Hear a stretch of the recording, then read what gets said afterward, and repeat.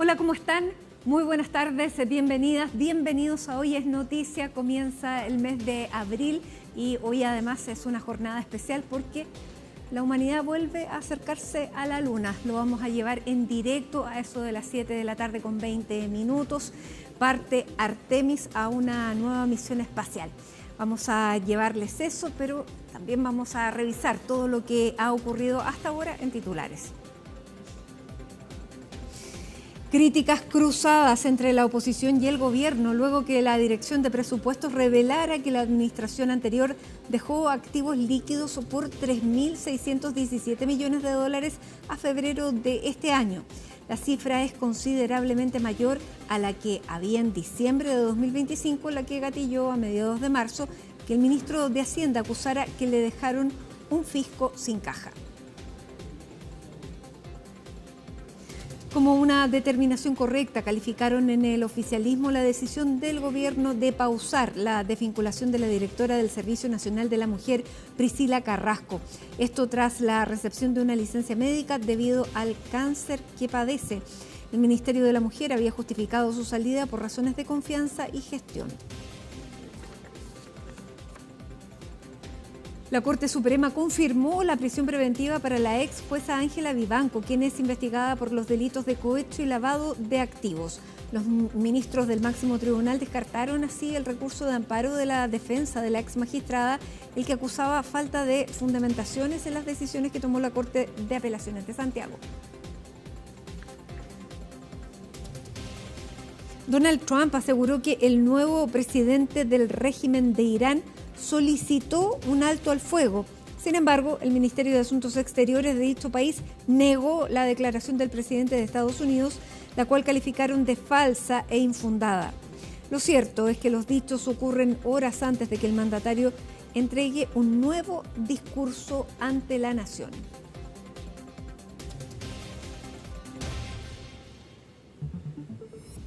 Y comenzamos en el Palacio de Gobierno, el que durante esta jornada dio a conocer un plan de medidas de ayuda a raíz de las consecuencias del alza en el precio de los combustibles. Vamos a tomar contacto con Ivo Goich, quien está precisamente ahí en el Palacio de la Moneda. ¿Cómo estás, Ivo? Muy buenas tardes. ¿Cómo te va, Matilde? Muy buenas tardes. Así es, el día de hoy hubo una nueva sesión de este comité de emergencia, de este plan Chile sale adelante a raíz del alza del precio de los combustibles y las distintas fórmulas que el Ejecutivo ha buscado para poder hacer frente y ayudar a la ciudadanía, sobre todo a la población más vulnerable de nuestro país, con las distintas alzas, no solamente específico en el precio de los combustibles, sino que todas las derivadas y todo lo que depende de que suba el precio de las gasolinas, los alimentos, el costo de la vida. No hay una proyección oficial y nadie se puede atrever ni siquiera a decir cuándo se podría acabar este conflicto para volver a restablecer ciertos parámetros de precio, al menos en el tema de los combustibles, por lo que el gobierno ha decidido poner el pie en el acelerador con más medidas. De hecho, escuchábamos la semana pasada cuando se dio el primer pack de medidas que tuvieron que pasar por el Congreso en una discusión áspera, eso sí, no sin diferencias, pero que los parlamentarios supieron sacar adelante. Quedaban varios cabos sueltos, varios gremios y varias interrogantes e incluso ideas de distintos partidos políticos, las cuales podrían fortalecer las ayudas de un ejecutivo que dice está viviendo un periodo de estrechez fiscal, y eso hace tener que calcular, recalcular y recontracalcular los dineros que se puedan destinar a ayudas específicas. Lo del día de hoy, Matilde, tiene que ver con dos variables que el gobierno venía pensando hace algunos días, que había escuchado recomendaciones y que quedaban pendientes, y tiene que ver con recursos directos para dos grupos específicos. Estamos hablando de los pescadores artesanales, Matilde, quienes van a recibir un aporte de 100.000 pesos mensuales. Ahora, esto tiene ciertas características y especificaciones especiales. Es para botes de hasta 12 metros de eslora, con actividad cada mes y demostrable en el momento de solicitar este beneficio de 100.000 pesos que se podría extender hasta máximo por 6 meses, y todo eso sujeto por supuesto a la contingencia y lo que suceda en el Medio Oriente. Y la otra, y esto va a beneficiar directamente a cerca de 9.000 embarcaciones pertenecientes al registro pesquero artesanal de nuestro país. Y la segunda gran noticia que anunciaba el día de hoy el Ejecutivo tiene que ver con un desembolso de 225 millones de dólares, un aporte directo a los municipios de nuestro país. De hecho, estaban las distintas organizaciones y asociaciones de municipios el día de hoy acá en el Palacio de la Moneda, Matilde, y a través de ellos se va a repartir estos 225 millones de dólares que serán destinados a gas licuado. ¿Para quiénes? Para las familias pertenecientes al 80% más vulnerable del registro social de hogares. Son dos medidas que se suman a las que ya habíamos venido advirtiendo y habíamos venido informando durante las últimas jornadas. Quiero que pasemos a escuchar al presidente de la República, José Antonio Kast, quien anunció hoy por la mañana acá en el Palacio de la Moneda estas nuevas medidas tras este comité que se realizó acá en el Palacio de Gobierno. Hemos llegado a un acuerdo de que en base a los registros sociales de hogares, considerando la vulnerabilidad de las personas, y va a explicar al fin de la conferencia el cómo se logra este monto, podemos hacer un traspaso conversado con los municipios a través de la Subdere. Nos acompaña también aquí el Subdere junto con el Ministro del Interior, de 225 millones de dólares que va a beneficiar a un gran número de familias muy vulnerables, pero esto se hará vía municipios, que son aquellos que tienen los antecedentes necesarios de cada una de estas familias para poder hacer buen uso y buena entrega de este beneficio.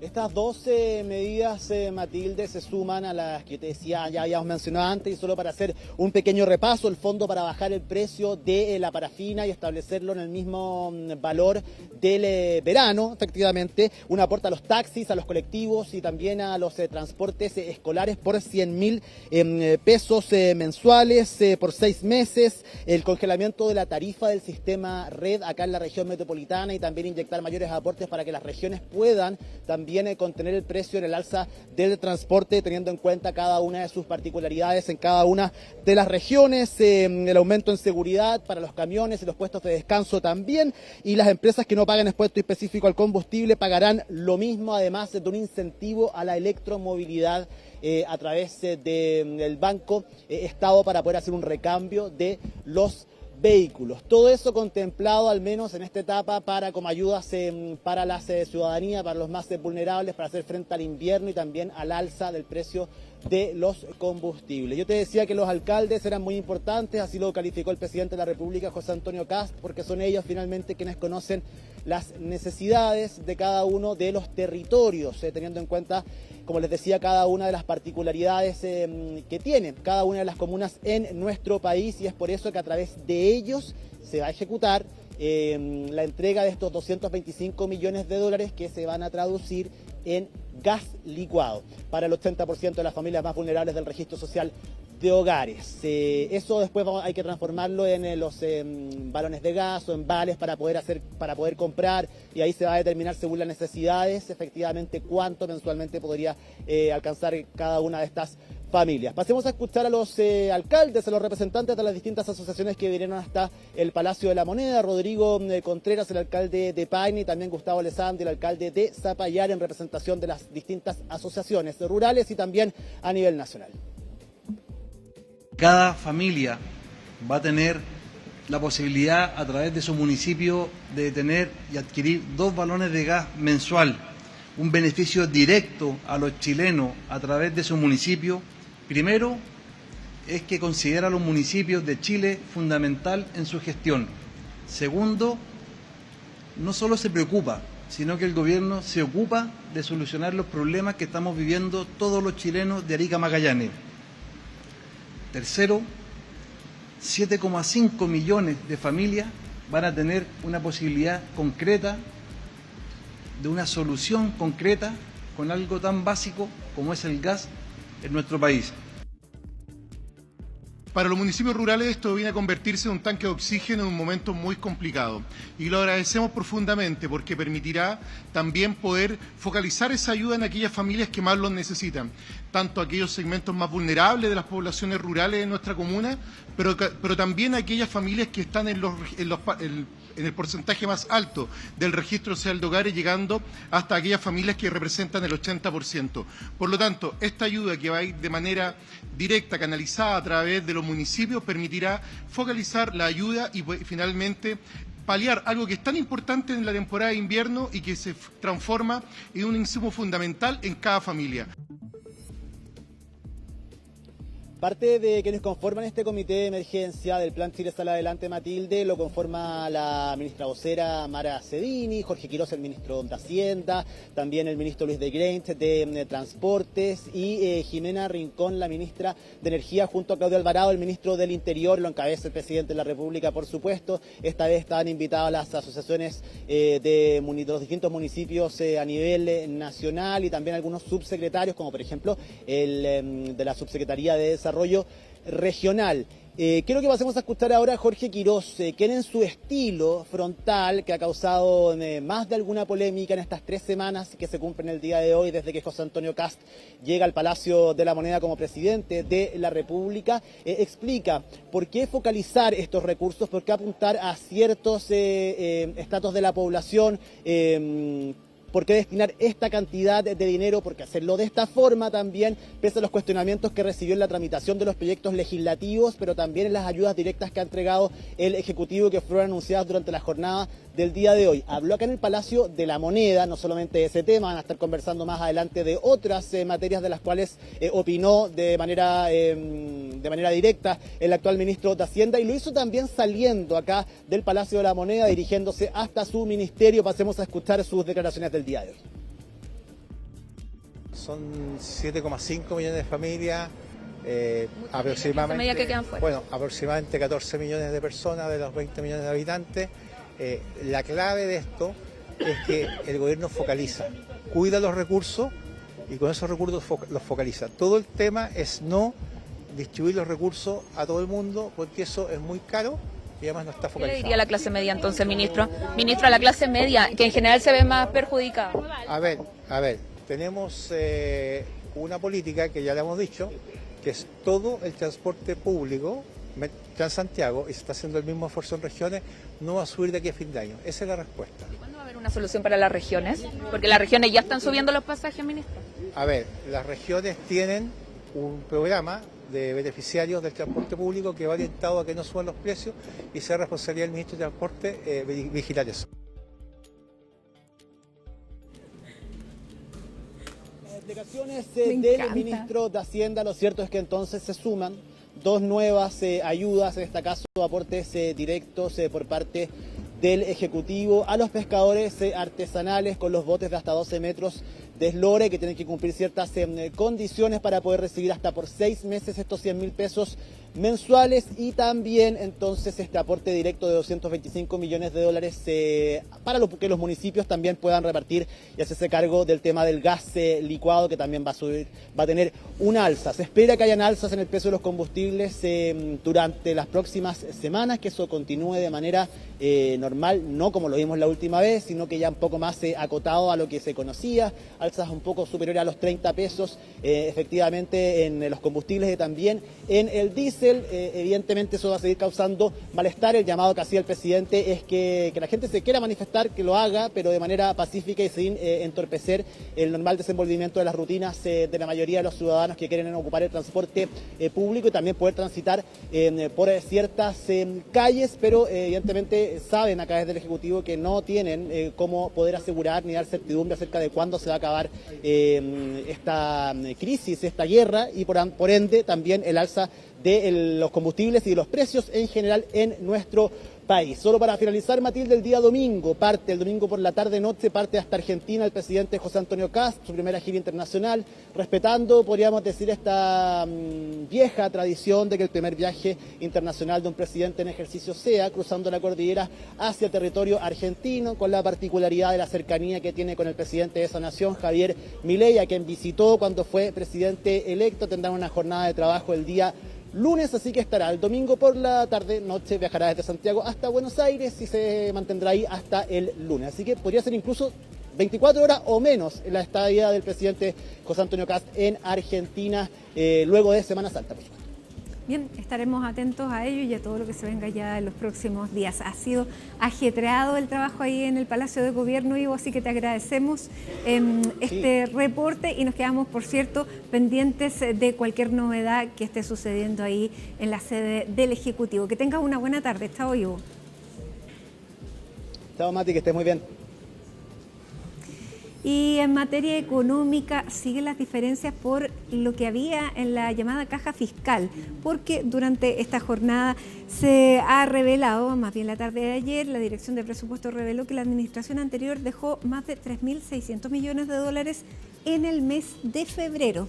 Aquí está Macarena Román para contarnos los detalles de esta polémica que continúa sobre la caja fiscal y sobre la que algunos dicen que la caja fiscal no es tan importante. ¿Cómo estás, Maca? Hola, Mati, muy buenas tardes. De hecho, lo ha dicho así el ex ministro de Hacienda, Mario Marcel. En conversación con Radio Pauta aseguraba que el debate no debiese centrarse en la caja fiscal, sino que más bien en distintos factores. Uno de ellos es la caja fiscal, claro, otro tiene que ver con el endeudamiento. José de Gregorio, porque claro, Mario Marcel es casi el antecesor, por lo tanto va a defender. Hay un conflicto de interés. Claro, pero José de Gregorio también decía que era bastante incomprensible que el debate fuera la caja.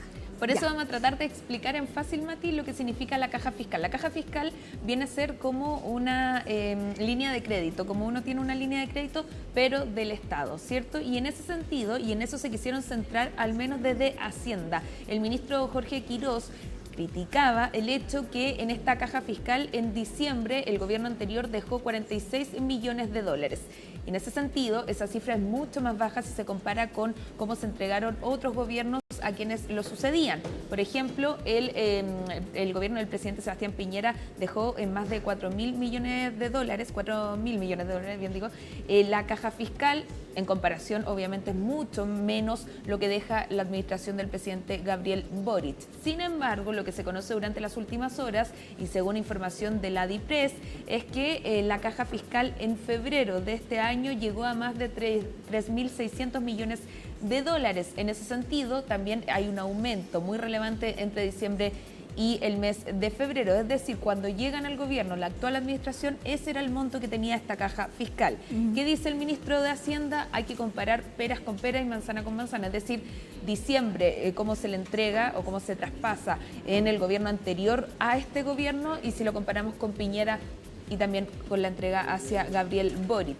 Pero otros dicen eso es una comparación que no ha lugar, porque en el fondo los recursos que habían eran 3.600 millones de dólares y que con eso se debería haber estado operando o tomar decisiones tan relevantes como lo es el MEPCO y esta neutralización, ¿cierto?, que se da a raíz de este mecanismo y que finalmente impacta en los bolsillos de todos los que viven en nuestro país, aumentando la benzina en 370 pesos y el diésel en más de 500 pesos. Vamos a pasar a escuchar parte de la explicación del ministro de Hacienda, que en un punto de prensa que ya detallaba Ivo Goit sobre las medidas que se van a implementar, también quiso hacer un punto respecto a esto de la caja fiscal. Si bien ahí no recibió preguntas, sí quiso hacer por sí solo este punto. Claro, porque tú después lo perseguiste bastante ahí afuera.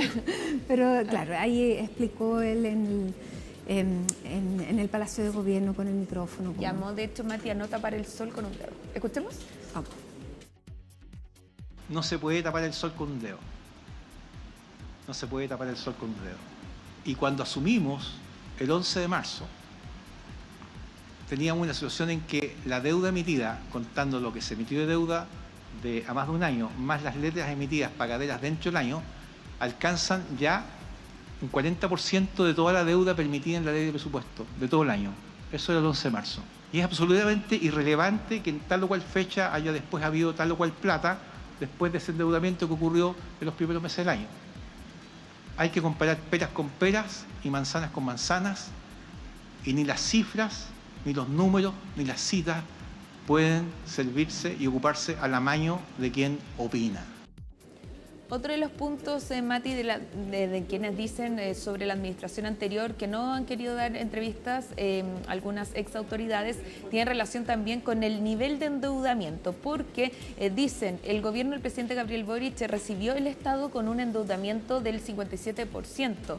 En cambio, este gobierno, el actual del presidente José Antonio Kast, lo recibe con un poco más del 30% de endeudamiento. Es decir, ellos dicen no se justificaba neutralizar o tomar esta medida tan fuerte o directa al MEPCO, que finalmente dejó sin espacio, ¿cierto?, para que sea una medida paulatina. Al contrario, fue directo al bolsillo de todos quienes vivimos en nuestro país. Sin embargo, al preguntarle esto, una vez que sale de la moneda, se lo preguntamos al ministro de Hacienda y él decía, yo no me puedo hacer cargo por cómo le entregaron gobiernos anteriores en la deuda. Yo puedo hablar sobre sobre la situación actual y que el endeudamiento es importante. Así lo han dicho también varios académicos y que por lo mismo se están tomando medidas para que no sea pan para hoy y hambre para mañana, y una de esas medidas tiene que ver con el MEPCO. Algunos parlamentarios decían, con esta cifra de la caja fiscal podría evaluar el gobierno echar pie atrás a esta medida en relación a las bencinas, a los combustibles. ¿Qué dice el ministro Quirós al preguntarle que ellos tomaron una decisión que primero está pegada a la ley, segundo tiene la facultad del presidente de hacerlo y tercero que viene de alguna forma a tratar de estabilizar los recursos fiscales a raíz de esta deuda que ya detallábamos? Escuchemos algunas de las reacciones que causaron esta declaración del ministro de Hacienda y también esta información que publica la DIPRES. Se cae la mentira que había levantado el ministro Quirós respecto a la situación de la caja fiscal. No eran 46 millones, era más de 3.600 millones. Y yo creo que lo que corresponde en esta situación es que el ministro con coraje, con valentía, reconozca que se equivocó, que erró en montar este show comunicacional que además le sirvió para justificar, y una de las medidas más graves, ¿cierto?, el no dar continuidad al equilibrio planteado por el MEPCO. Yo creo que sobre todo en este último punto lo que corresponde hacer es que desistan de no darle continuidad al MEPCO, que lleven atrás el decreto que lamentablemente nos lleva a esta decisión. Una cosa es que haya plata en caja y otras cosas de dónde proviene esa plata en caja. Esa plata en caja no proviene de ingresos corrientes, proviene de deuda que salieron de nuevo en febrero sin avisarle a nadie a tomar más deuda. Por lo tanto, si seguimos tomando deuda, vamos a seguir metiéndonos en un hoyo y vamos a seguir pagando cada vez más intereses. Eso es lo que la gente tiene que entender. Hoy día la medida es una medida responsable, está evaluada, se está ejecutando. El MEPCO sigue funcionando. Para los que dicen que el MEPCO no sigue funcionando, el MEPCO sigue funcionando, se hizo un reseteo y lo que está haciendo el gobierno es tomar medidas responsables y serias. Y el ministro lo que está haciendo es cuidar la caja fiscal como la debe fiscal. Bueno, ahí escuchábamos a distintos diputados y parlamentarios, algunos a favor de las medidas que han tomado el gobierno actual y otros obviamente en contra. Por otro lado, también hablaron exministros de Hacienda.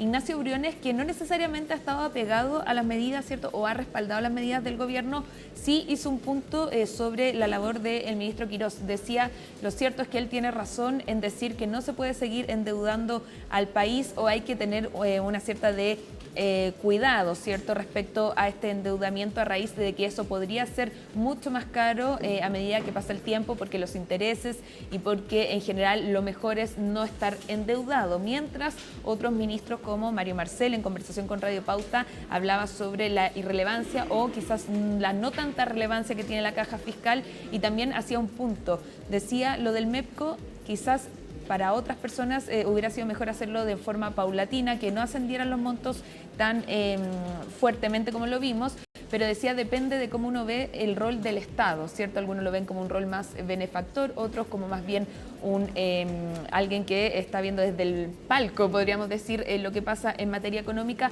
Dependerá también de la ideología de cada uno de las autoridades y en este sentido se ve reflejada también la ideología que tienen desde el gobierno del presidente José Antonio Kast, quien, sin ir más lejos, ha respaldado sin duda a sus ministros, entre ellos al ministro Jorge Quirós, que ya en las encuestas ha visto que ha pagado un precio político, podríamos decir, respecto a, en comparación a su llegada al gobierno. Escuchemos las últimas declaraciones de exministros de Hacienda respecto a este tema.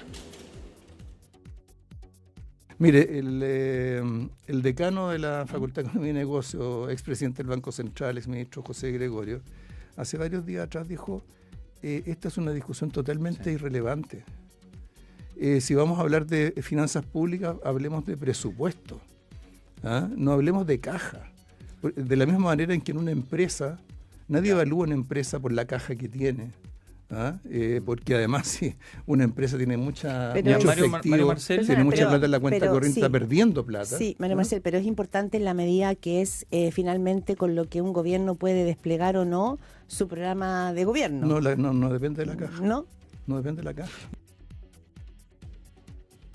Mire, usted me conoce, yo no entro en ese debate del día a día, me parece tan poco conducente. Yo creo que lo claro y lo fundamental es lo siguiente: tenemos un desbalance de gasto respecto a los ingresos que tenemos. Hace muchos años se exacerbó en el gobierno anterior, las desviaciones respecto a las metas que el propio gobierno se dio fueron grandes. Y al igual que en cualquier hogar, cuando usted está gastando sistemáticamente más que su sueldo, tiene un problema. Porque ese problema se llama aumento de la deuda y la deuda hasta algún momento le llega al cuello. Y cuando usted en el último tiempo gasta mucho más de su ingreso, tiene un problema que es doble. Entonces, el llamado acá, más allá del color político, es a la responsabilidad fiscal, que no es de izquierda ni de derecha, es responsabilidad, punto. Tiene toda la razón el ministro de Hacienda, el ministro Quirós, en decir tenemos que ordenar la casa. Responsabilidad de la que habla el ex ministro Ignacio Briones, a la cual también apeló el ministro Jorge Quirós. En este punto de prensa que ya comentábamos, por ejemplo, justificaba el hecho de que se apliquen medidas como las que dio a conocer durante la moneda, o sea, durante esta jornada en la moneda, porque decía eso va a significar 225 millones de dólares. Las medidas que hablamos de lo que detallaba, cierto, nuestro compañero Ivo Goitz, entre otras, estos gas que van a ser entregados a través de las municipalidades. Y que si se hubiera mantenido como estaba el MEPCO durante estas 3 semanas de este mecanismo, hubiera sido un gasto de más de 360 millones de dólares. Es decir, ahí ya se están ahorrando 100 millones de dólares al menos para el Estado, y por eso dicen así se justifica una medida como esta y haber también establecido esta neutralidad de alguna forma del MEPCO, que finalmente llegó obviamente a aumentar los precios de los combustibles, pero que el ministro Quirós sigue defendiendo porque dice es responsabilidad fiscal. Bien, vamos a seguir revisando lo que va a pasar, porque la próxima semana debiera haber un nuevo aumento, ¿verdad? Sí, son 3 semanas. Fue a mediados de abril. Quedan 2 semanas. Quedan 2 y que semanas sería ya. hasta ahora lo que se sabe 30 pesos, pero hay que esperar obviamente que pasen las jornadas. Y sí, ¿qué va a decir esta noche el presidente de Estados Unidos? Todo eso puede influir. Todo eso puede influir. Sí. Así que seguimos atentos, Maca. Muchísimas gracias. Gracias, Mati. Hacemos un alto a esta hora con un hecho que se los habíamos adelantado, que estamos esperando. El lanzamiento de el cohete Artemis 2, que va a circundar la Luna. Después de 50 años, la humanidad vuelve a la Luna, esta vez no para alunizar, pero para hacer importantes investigaciones, sobre todo en la cara oculta de la Luna. Así que vamos a seguir eso de las 7 de la tarde con 20 minutos hora local. Debiera estar despegando este Artemis 2. Así que siga junto a nosotros. Nos vamos con esta imagen a la pausa y ya estamos de regreso con más. Regresamos con noticias económicas, porque muy por debajo de las expectativas se ubicó el IMASEC del mes de febrero. ¿Qué factores incidieron en esta cifra que dio a conocer durante la jornada del Banco Central? Pilar Gutiérrez nos va a contar todos los detalles. Hola Pilar, buenas tardes.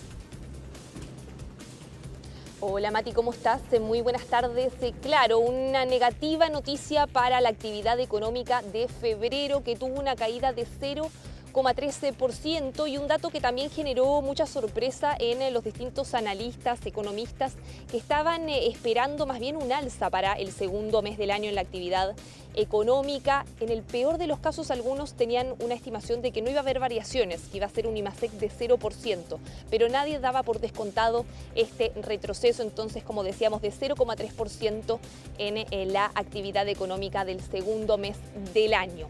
Ese dato es cuando comparamos febrero de 2026 con el mismo mes del año anterior, es decir, en términos anuales, pero también hubo una caída en la actividad económica en términos mensuales, es decir, al comparar febrero febrero con enero de este año, también una caída de 0,13%. Un escenario entonces que nos deja con un principio de año bastante débil en materia económica. Ya en enero el IMASEC también fue negativo, de 0,5% fue la caída en esa oportunidad, y entonces ahora se suma con este nuevo registro negativo de febrero, lo que los distintos expertos calificaron entonces como una mala noticia para lo que va a ser también la actividad económica del primer trimestre del año, y que también hay que seguir monitoreando cómo va a seguir esta tendencia en el resto del año. Y un factor que va a influir mucho ahí, como sabemos, es finalmente la evolución que tenga el conflicto en Medio Oriente. El Banco Central ha ajustado a la baja las proyecciones de crecimiento para el año 2026. Algunos todavía están esperando a tener mayores antecedentes y ver cómo sigue entonces desarrollándose hacia adelante, pero lo cierto es que es un escenario internacional que complica las proyecciones de crecimiento también para el año. Escuchemos lo que decía el subsecretario de Hacienda por este tema. Las cifras del IMASEC confirman que hemos asumido el gobierno en un escenario de estancamiento económico. A febrero de 2026, la actividad económica registró una contracción del 0,3% en 12 meses, muy por debajo de las expectativas, situadas en una expansión del 1,8% en 12 meses. Esto reafirma la importancia de tomar medidas urgentes para reactivar nuestra economía e implementar el programa de gobierno del presidente Kast para trabajar por más empleos, por inversión y por mejorar nuestra productividad. Revisemos también entonces qué ocurría en cada sector de la actividad económica. Acá finalmente el retroceso estuvo explicado en mayor medida por la caída en la producción de bienes, una baja de 3,7%, y dentro de ese ítem se engloba lo que es la industria, que anotó también una caída de 3,6% por la disminución en la elaboración de productos pesqueros, también una menor producción de fruticultura y pesca extractiva que están explicando este resultado. Por otro lado, la minería sí tuvo un alza de 1%, explicado por la extracción de litio y también de oro, aunque eso se compensó también con un retroceso en la producción de cobre. Por otro lado, servicios sube 1,6%, explicado sobre todo por lo que fueron servicios personales, especialmente salud, y también algunos servicios empresariales. Y por otro lado, el comercio, un leve crecimiento de 0,2%, explicado por el aumento del comercio minorista y también el comercio automotor, pero por otro lado el comercio mayorista sí registró una caída. Escuchemos el análisis que hacía el exministro de Hacienda, Ignacio Briones. Mal inicio de año, naturalmente, que corrobora algo que se ha dicho poco, pero que es que la economía venía desacelerándose en el último trimestre del año pasado y se hace más cuesta arriba la apuesta de crecimiento para este año. Y esto tiene que ver con este fenómeno, pero también con el impacto que tiene el shock externo, el alza de las bencinas, no solo en inflación, que es lo que se ha discutido, sino que también en crecimiento. O sea, esta alza al nivel que tenemos hoy día, si fuera permanente durante el año, quítenle medio punto de crecimiento a la economía chilena, del 2,5 estamos en el 2, ese es el escenario base hoy día y por supuesto que eso no es una buena noticia para el país. Ahora, ¿qué es lo que se está esperando y lo que puede mover la aguja hacia adelante en términos de las estimaciones para el 2026? Por un lado, si es que el conflicto en Medio Oriente se profundiza y los efectos económicos sí podrían ser más persistentes.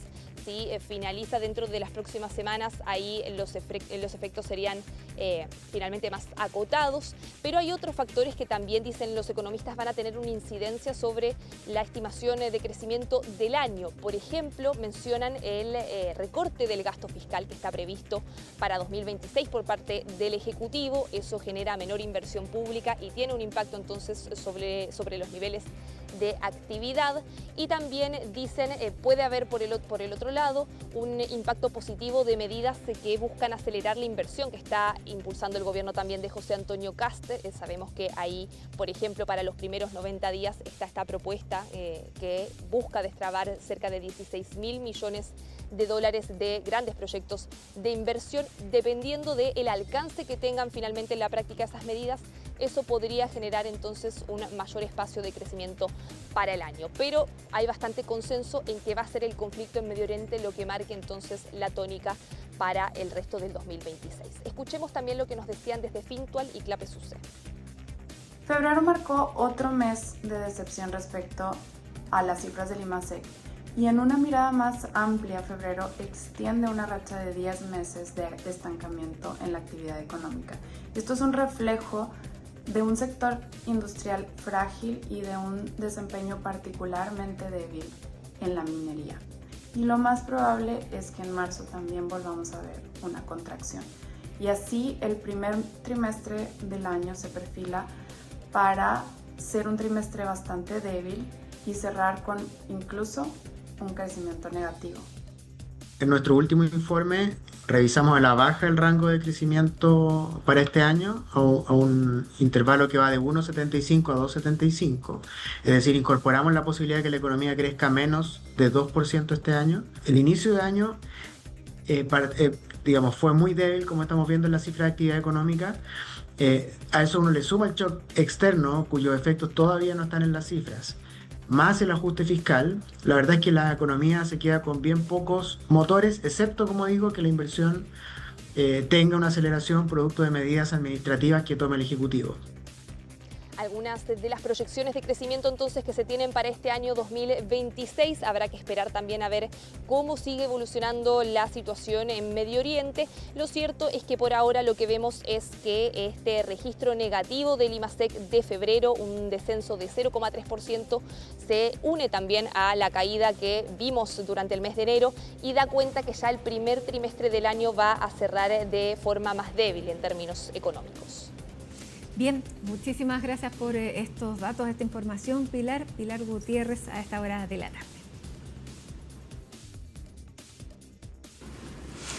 Bueno, tal como lo escuchábamos, probablemente nunca ha sido tan importante entender las cifras. Para ello vamos a conversar a esta hora con el académico, economista, académico de la Facultad de Economía y Negocios de la Universidad de Chile, Guillermo Larraín. Guillermo, muchísimas gracias por conversar con nosotros aquí en CNN Chile. Muy buenas tardes.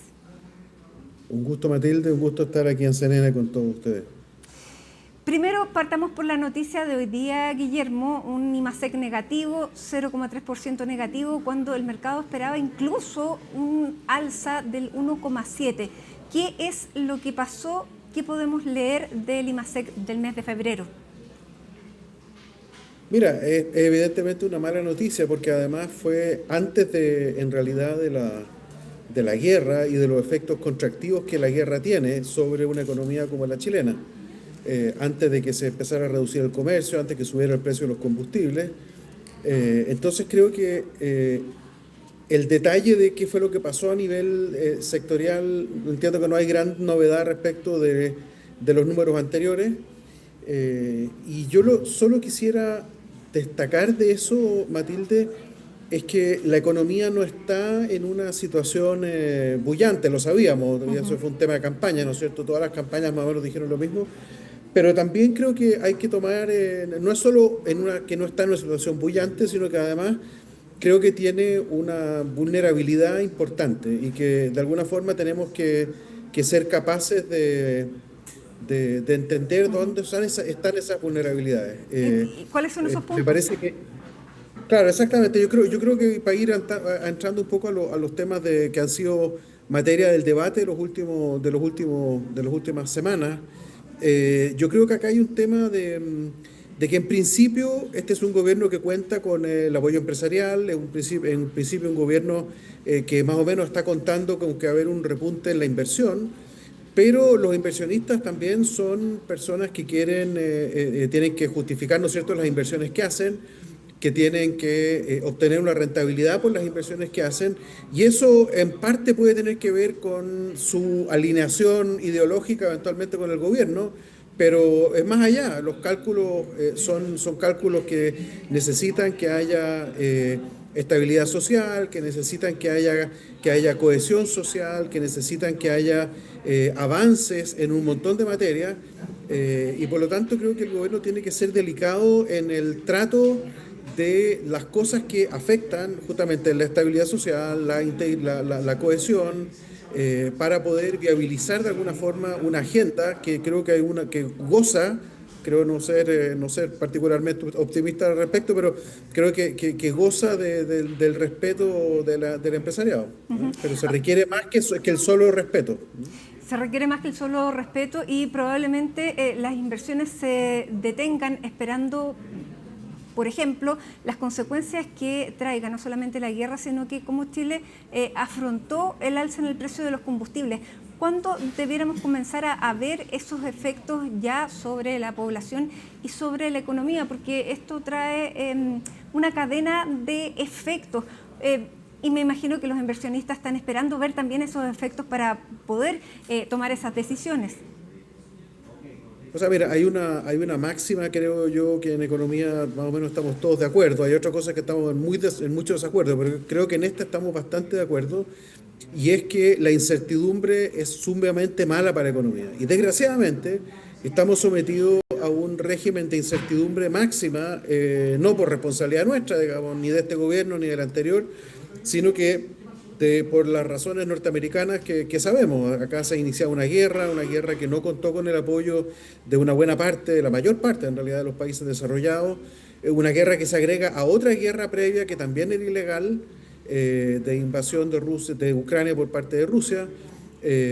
Entonces yo creo que desgraciadamente en un ambiente de incertidumbre como esta están como las cartas echadas para justamente hacer lo que tú estabas insinuando, Matilde, es decir, esperar a que se aclare toda esta situación, porque los inversionistas, sobre todo aquellos que más nos interesan, si el inversionista que va a hacer una inversión corta de 6 meses es importante, pero para efectos del crecimiento potencial de Chile lo que necesitamos es inversiones de largo plazo, y esos inversionistas de largo plazo que son los que en realidad necesitamos para aumentar la productividad, para generar empleo de calidad, esos inversionistas naturalmente en estas circunstancias deben estar un poquitito esperando a que se resuelvan todas estas incertidumbres. Nosotros creo que como íntegramente a Chile lo que le conviene es avanzar hacia un régimen internacional basado en reglas, donde podamos jugar un rol geopolítico interesante. Tenemos algunas cosas que podemos ofrecerle al mundo y con el cual podemos hacernos respetar, y creo que eso es importante tenerlo en mente. Mientras eso no ocurra,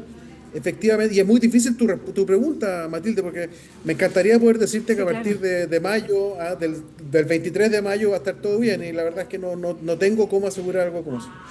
Y es bien importante lo de los inversionistas y las decisiones cuando se vayan a tomar, porque también depende de futuras decisiones del gobierno lo que vaya a pasar con eso. Por eso que los quiero dejar en reserva a los inversionistas por algunos momentos para que vayamos a ver cómo enfrentó el gobierno esta crisis que traspasa al precio de los combustibles y deja al MEPCO, que tradicionalmente venía a amortiguar este precio, lo deja, digamos, congelado. ¿Cómo ves con el correr ya de una semana y media, la decisión? Porque vamos a hablar también de la caja fiscal. ¿Cómo ves esta decisión? Porque sobre todo por lo que inyecta en la economía, porque se comienza a producir una cadena de consecuencias que llevan a que el panorama se vea muchísimo tal vez más difícil de si esto hubiera sido paulatino. ¿Cómo lo ves tú en realidad? ¿O efectivamente nos iba a llegar de todas maneras este costo a la mayoría de los chilenos? Mira, yo creo que de todas formas le habría llegado a la mayoría de los chilenos, porque no producimos nada de petróleo, cero. Todo lo traemos de distintas partes del mundo y todo el mundo está comprando petróleo donde lo puede encontrar, que no es en los principales productores del mundo, sino que es justamente en los países que no están en el Golfo Pérsico. Entonces, necesariamente el impacto iba a llegar igual. Ahora, ¿se pudo haber suavizado más? Sí. Ello hubiera requerido un nivel de flexibilidad en términos de financiar con deuda, porque efectivamente hubiera tenido que haber tenido lugar una emisión de deuda. Yo me da la impresión de que eso, bueno, de partida creo que el nivel de deuda es preocupante, pero no es un nivel extraordinariamente alto para los estándares internacionales. El nivel de deuda es de 41, casi 42% del PIB. ¿Cuál es el nivel promedio? Pensemos en países de las características de nosotros. No, es más alto, depende de qué es lo que uno entienda como país similar al chileno. Si uno dice Chile es miembro de la OCDE, ¿cuánto tiene la OCDE? La OCDE en promedio está casi en el 100% del producto. Si uno dice, son los países productores de recursos minerales, como Chile, tipo Australia, Nueva Zelanda, ahí es bastante menos. Entonces yo diría que el problema no es ese. Yo creo que Chile no tiene problema de acceso hoy día a financiamiento. Esa idea de que Chile está quebrado es un error conceptual grande, sí. Y que bueno, se corrigió, pero un error conceptual grande que no corresponde ni siquiera que se piense. O sea, el gobierno no puede estar pensando eso, ni nadie dentro del gobierno en un cargo relevante puede estarlo pensando. Y creo que, bueno, ha sido dicho que fue un error, el ministro Quiroz salió a parar el carro inmediatamente, me parece que está bien. Pero esas son ideas que no pueden circular, ¿ah? No pueden circular porque no corresponden a la realidad en primer lugar, y no quisiéramos que ningún inversionista internacional así medio distraído pudiera eventualmente pensar que hay alguien de gobierno que lo está diciendo en forma seria. Entonces está muy bien que eso se niegue. Chile tiene capacidad de endeudamiento a buenas tasas porque tenemos buenos niveles de clasificación de riesgo. Entonces yo creo que eso lo que había que hacer era básicamente usarlo, no para evitar el incremento de los precios, porque era imposible evitarlo. Yo creo que eso es una cosa que uno puede explicar a la gente y es doloroso, pero se puede explicar. Pero sí para hacerlo más lento, porque además lo que no sabemos es que si el precio final, después incluso si se acaba la guerra, seguramente el precio se va a quedar más alto que lo que teníamos hace 3 meses atrás. Claro. Entonces, necesariamente no sabemos exactamente cuánto va a ser el esfuerzo, cuánto traspasarle de eso a las familias y cuánto que el Estado lo asuma. Yo me parece que es más eficiente que eso lo haga el Estado a que lo hagan las familias. Entonces yo me lo habría jugado más bien por una cosa de ese tipo. Porque no se genera, por ejemplo, la inflación que esto va a generar. La inflación la inflación te va a llegar igual. Sí, acá no hay que pensar que esto es imposible, digamos que era un shock que nos pudiéramos haber hecho el leso. No nos podemos hacer el leso.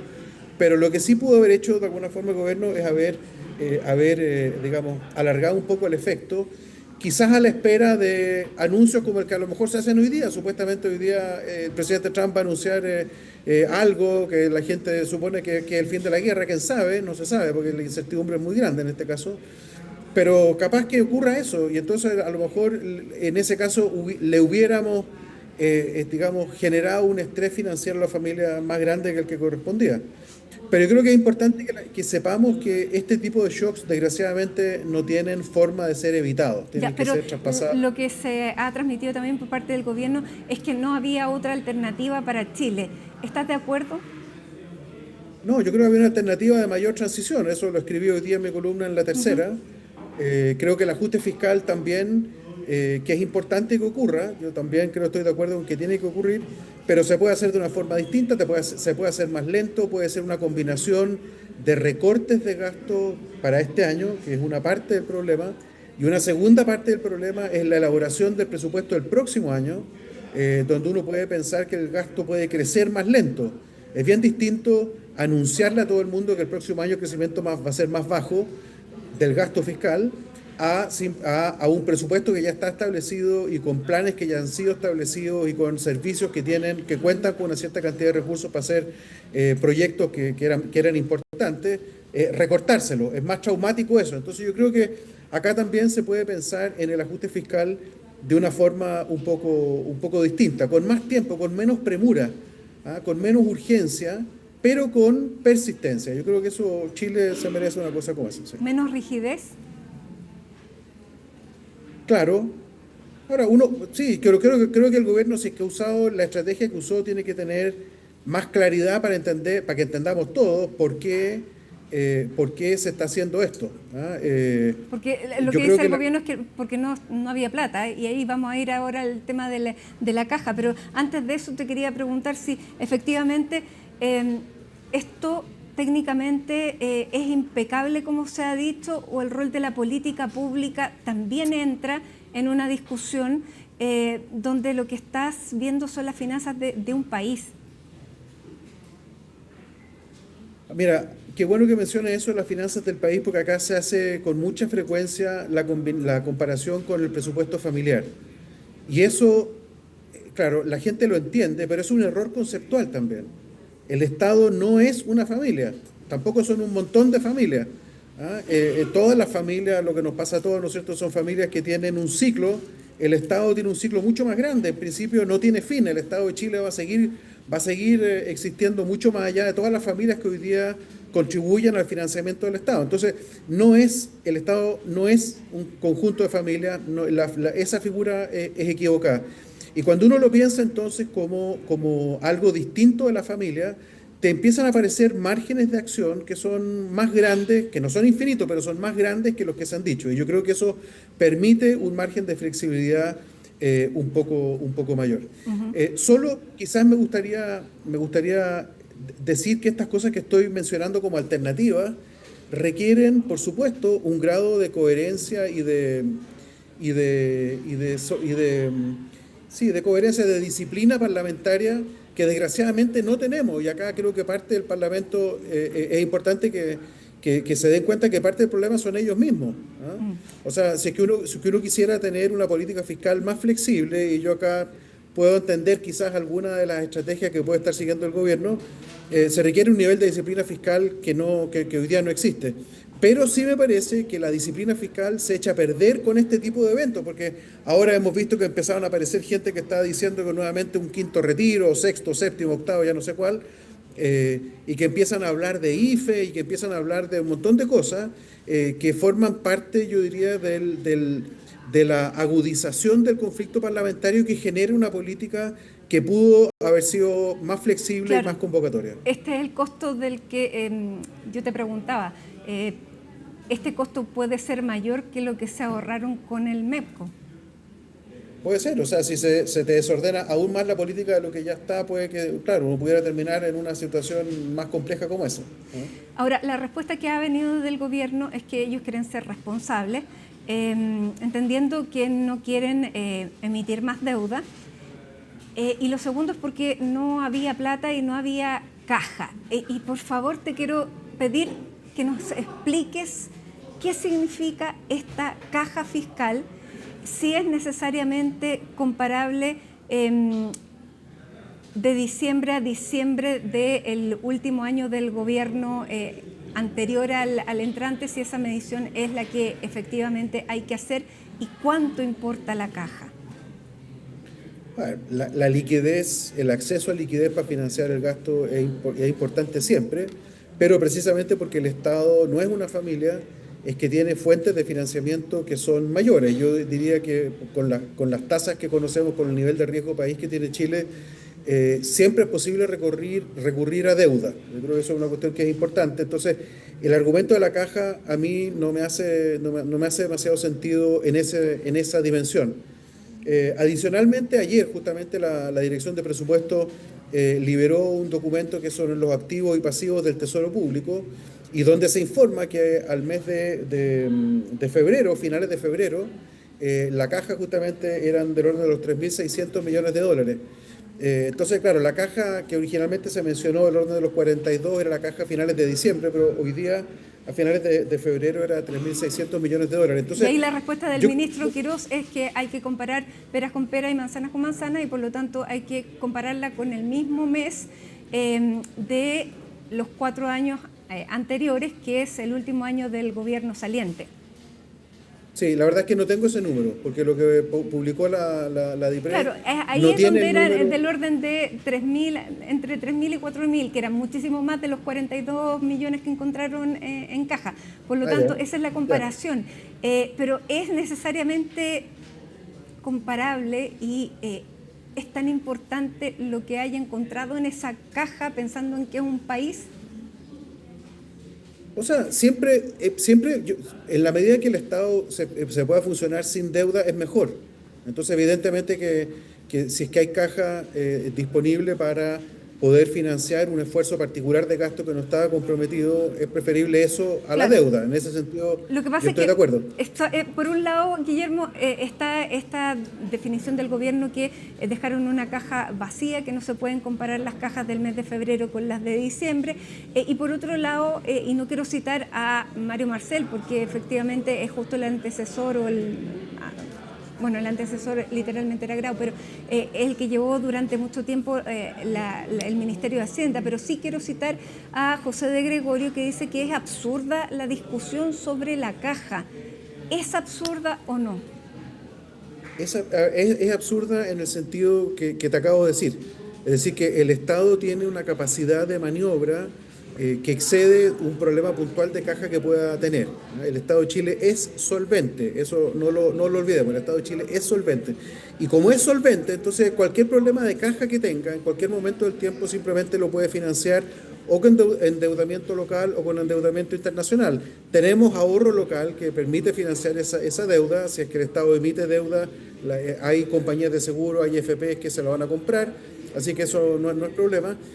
Hay buen acceso a los mercados internacionales. Entonces, en ese sentido, el problema de la caja yo creo que no es el tema relevante. Pero la respuesta a aquello es que somos responsables, por lo tanto, no queremos recurrir a endeudarnos. Sí, yo creo que hay una preocupación de todos por el nivel de deuda, pero también hay una preocupación de todos por el impacto social que pueda tener un efecto, una medida de este tipo, que puede generar cosas peores que los 100 o 200 millones de dólares de deuda que hubieran podido permitir una transición un poco más lenta en estos mismos precios. Es decir, cosas como que vayamos a financiar un IFE. Yo estoy casi seguro que si se hace un IFE con ese nombre o algo parecido, va a salir más caro que los 200 o 300 millones de dólares. Si se hace una medida del tipo retiro de fondos de pensiones, peor aún, no va a haber impacto fiscal, pero el impacto financiero va a ser terrible. Entonces, creo que comparado con las alternativas, creo que había cosas que se pudieran haber hecho, sin duda. Y que justificaban un cierto endeudamiento. Ahora, el gobierno, y hoy día escuchábamos al ministro Claudio Alvarado, ha planteado que va a mantener esta idea y este plan que tenía de presentar reformas que muchos han llamado una reforma tributaria encubierta o abiertamente una reforma tributaria, donde buscan bajar el impuesto corporativo a las empresas. ¿Hay espacio para presentar este paquete misceláneo después de los feriados de Semana Santa, en este escenario? O sea, creo que hay un juicio político que tiene que hacer el gobierno. O sea, si se levantó toda esta polvareda por un problema de gasto público o de endeudamiento, y ahora uno toma una medida que va a reducir los ingresos, aun cuando simultáneamente se están bajando los gastos, pero eso también creo que amerita una discusión por la forma en que se hizo. Yo creo que ahí hay un problema de una explicación que va a tener que dar el gobierno, que tiene que ser más sólida que la que ha existido hasta ahora, ¿no? La idea de que voy a bajar los impuestos y que eso va a tener como contrapartida un incremento en la inversión por parte de los inversionistas es dependiente. Esto no es mecánica, esto no es como uno que uno aprieta un botón y se prende la luz, o aprieta on y se echa a andar una máquina. Acá no es así, y precisamente por lo que estábamos conversando al inicio, Matilde, de decir que acá hay inversionistas que temen a la incertidumbre. Entonces no es para nada, nunca ha sido evidente, pero es menos evidente aún que una baja de impuestos vaya a generar una respuesta de los inversionistas en los plazos que estamos hablando. Hay un impacto, pero que es ahí donde yo toma tiempo. Quería incorporar los que los habíamos dejado congelados los inversionistas hace unos momentos atrás de la discusión. Ahora ya los quiero sacar y nuevamente hablar de estos inversionistas que van a comenzar a ver esta discusión parlamentaria en torno a la rebaja, a la eventual rebaja tributaria. ¿Eso añade más incertidumbre o dilata más decisiones?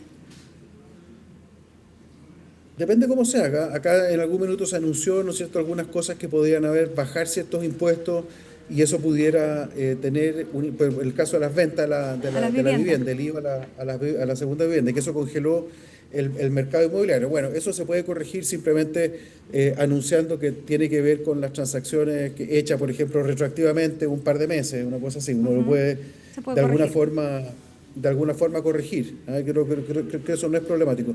Y en el caso de los inversionistas. Entonces creo que ese preanuncio se puede de alguna forma manejar bien. Lo que me preocupa es que en el nivel de incertidumbre que hay por el resquemor social que ha ocurrido con el tema del petróleo,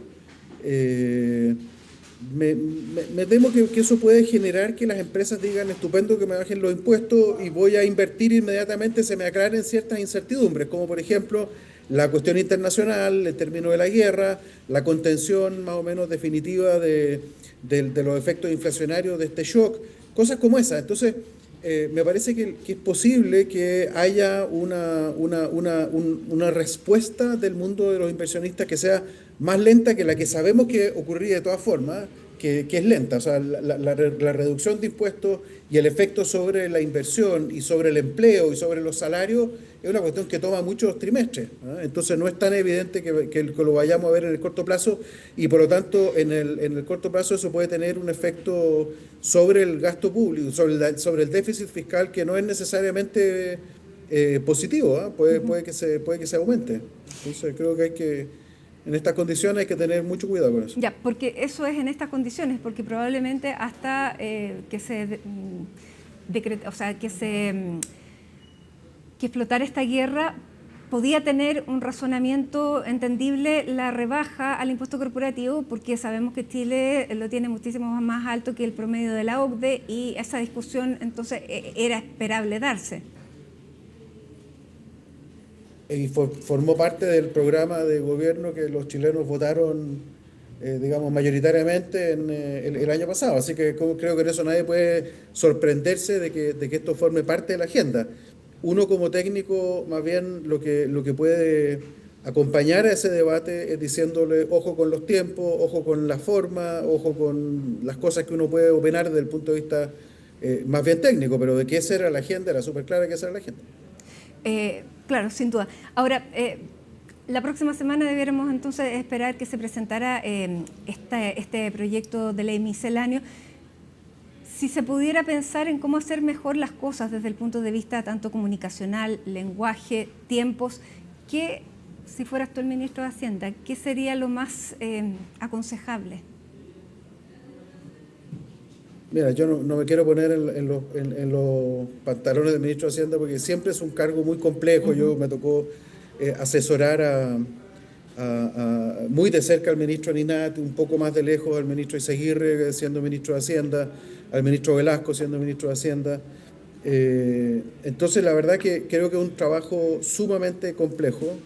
Entonces no quisiera dictar cátedra de ningún lado, porque no corresponde. Creo sí que hay que ser cuidadoso. Yo, entre las cosas que hago acá en la facultad, tengo un curso sobre contrato social, y me preocupa un poco las repercusiones sociales y las inestabilidades que pueden derivarse de cosas como las que estamos viendo. Y creo que contar con que no va a haber ningún tipo de reacción social es ignorar un poco cómo han ocurrido desestabilizaciones significativas en el mundo, no solo en Chile, en Inglaterra, en Estados Unidos, en Francia. El mundo está bien tiritón, entonces creo que hay que tener cuidado. ¿Hay que introducir más política a las decisiones económicas? Más política a las decisiones económicas, sí. Más economía a las decisiones políticas también, a la inversa. Yo soy muy partidario del diálogo pluridisciplinario. Creo que acá es importante entender que las lógicas que están en el ejercicio del poder son más complejas que las puramente económicas. Bien, muchísimas gracias, Guillermo, por esta conversación con CNN Chile en el momento en que es tan necesario entender los términos económicos en los que estamos parados en donde está la discusión. Así que gracias nuevamente por este tiempo. Cuando quieran, Matilde. Muchas gracias, que estén muy bien. Adiós. Y a esta hora hacemos una pausa, ¿no? Ya es noticia, ya estamos de regreso. Estamos de regreso. Les contamos que el ministro del Interior, Claudio Alvarado, informó que pausó la desvinculación de la directora del CERNAMEG. Me cuesta la sigla, porque es el Servicio Nacional de la Mujer y Equidad de Género, y aquí estamos junto a Colomba Eichholz para comentar lo que ha sido el desarrollo de esta noticia, primero de la desvinculación y luego lo que anuncia el día de hoy el ministro Claudio Alvarado en Radio Pauta en entrevista, luego de conocerse que la exdirectora presentó una licencia por el cáncer que padece. ¿Cómo estás? Muy buenas tardes, Mati. ¿Te cuesta el Cernamec? Es que estábamos Me cuesta mucho el Cernamec también. Sí. Claro, también es un título bastante largo cuando uno también además suma directora nacional del Servicio Nacional de la Mujer y Equidad de Género, pero lo cierto es que ya uno lo va memorizando porque este tema ha sido bastante polémico, no solamente ayer, sino también durante esta jornada, que podríamos decir ha tenido un vuelco por los antecedentes que hoy día entregó justamente Mati en entrevista con Radio Pauta al ministro del Interior, Claudio Alvarado. Antecedentes que tienen que ver con una licencia médica que la ahora ex directora, si se le puede llamar, llamémosla Priscila Carrasco, porque está en veremos si va a seguir siendo directora de ese servicio o no, por una licencia entonces que ella presenta. Recordemos que ella padece cáncer de mama triple negativo. Ella ha dicho que de hecho es el cáncer más grave que una mujer puede tener respecto de los diferentes tipos de cáncer de mama, y que ella finalmente se toma esta licencia posterior a la notificación, a esta conversación que tuvo con el gobierno sobre la solicitud de su renuncia no voluntaria. Ahora, esto está en las atribuciones. Yo conversaba con diferentes parlamentarios hoy día y efectivamente es algo que usualmente se puede hacer, considerando también que es una mujer obviamente diagnosticada de cáncer desde el año pasado, a mediados de 2025. Se había tomado un par de días, había tenido una operación en el pasado la directora del Cernamec, 11 días para ser precisa, pero justamente entonces decían desde el gobierno, ella no tenía licencia, estaba trabajando al momento que se le solicita la renuncia no voluntaria. ¿Por qué cambia esto, Mati? Es algo que explicaba durante esta jornada el ministro del Interior, porque claramente no se puede pedir la renuncia, no se puede sacar del cargo a alguien que tiene una licencia médica. Licencia médica que se presenta ayer, 31 de marzo, siendo que la solicitud de la renuncia no voluntaria fue el 30 de marzo, ya, pero es retroactiva. Ya, pero la enfermedad la sigue teniendo. La enfermedad la sigue teniendo, de hecho ella ahora en estos momentos está en tratamientos. Decía ayer de hecho en la entrevista con CNN Prime que justamente estos tratamientos se van a extender hasta septiembre de este año. Y ella salía del cargo por el concurso de alta dirección pública en el mes de agosto. Entonces ella también señalaba que lo mínimo hubiera sido dejarla terminar su tratamiento, que coincidía más o menos en el tiempo con el mismo mes en donde ella iba a terminar sus funciones como la directora del Cernamec. Ella decía incluso, y en varias entrevistas señalaba, que la ministra de la Mujer y Equidad de Género actual, Judith Marín, puso en riesgo su salud. Así de tajante fue la ahora ex o directora del Cernamec, Priscila Carrasco, respecto de esta situación que no solamente había generado reacciones en la oposición, en el propio oficialismo, Mati, podría decir en por lo menos Chile Vamos, había ya generado bastante ruido esta decisión, no solamente por la decisión política que hay detrás, que hay que decirlo, el gobierno dice hubo una pérdida de confianza, incluso dicen hay ciertas irregularidades que ya se han identificado, por ejemplo, en Prodemu, en la gestión de la propia Priscila Carrasco, se han ordenado también diferentes informes para tener más antecedentes sobre esa situación. Pero también se deja el tema de las irregularidades como bien general. Podría también haberse especificado un poco para comprender mejor la decisión en el caso que se hubiera, digamos, mantenido esa decisión. Pero también desde el punto de vista político, muchos dicen que se podría incluso haber esperado hasta agosto o septiembre. Claro, porque finalmente era la fecha, ¿no es cierto?, de su salida. Uno puede entender, decían, lo que es la pérdida de confianza, obviamente los cambios de funcionarios de gobierno respecto de una administración u otra, pero lo que varias parlamentarias, incluso la ex candidata presidencial, Evelyn Matei, no podían entender era que se desvinculara a una persona que estaba en tratamientos de cáncer, no solamente por lo que significa ese mensaje, que hay que decirlo también, estamos en plena alerta sanitaria oncológica que el propio gobierno implementó hace no mucho, y también respecto de este diagnóstico y el tratamiento que entonces estaba siguiendo Priscila Carrasco y que de hecho necesitaba la previsión de salud para poder costearlo. Entonces eso también es algo que ella señalaba. En el momento en que a ella se le solicita la renuncia no voluntaria, ella se queda sin previsión de salud, sin la posibilidad de poder seguir con este tratamiento. Es lo que ella, por lo menos ella, ¿no es cierto?, señalaba. Ahora, esta licencia entonces impide esto.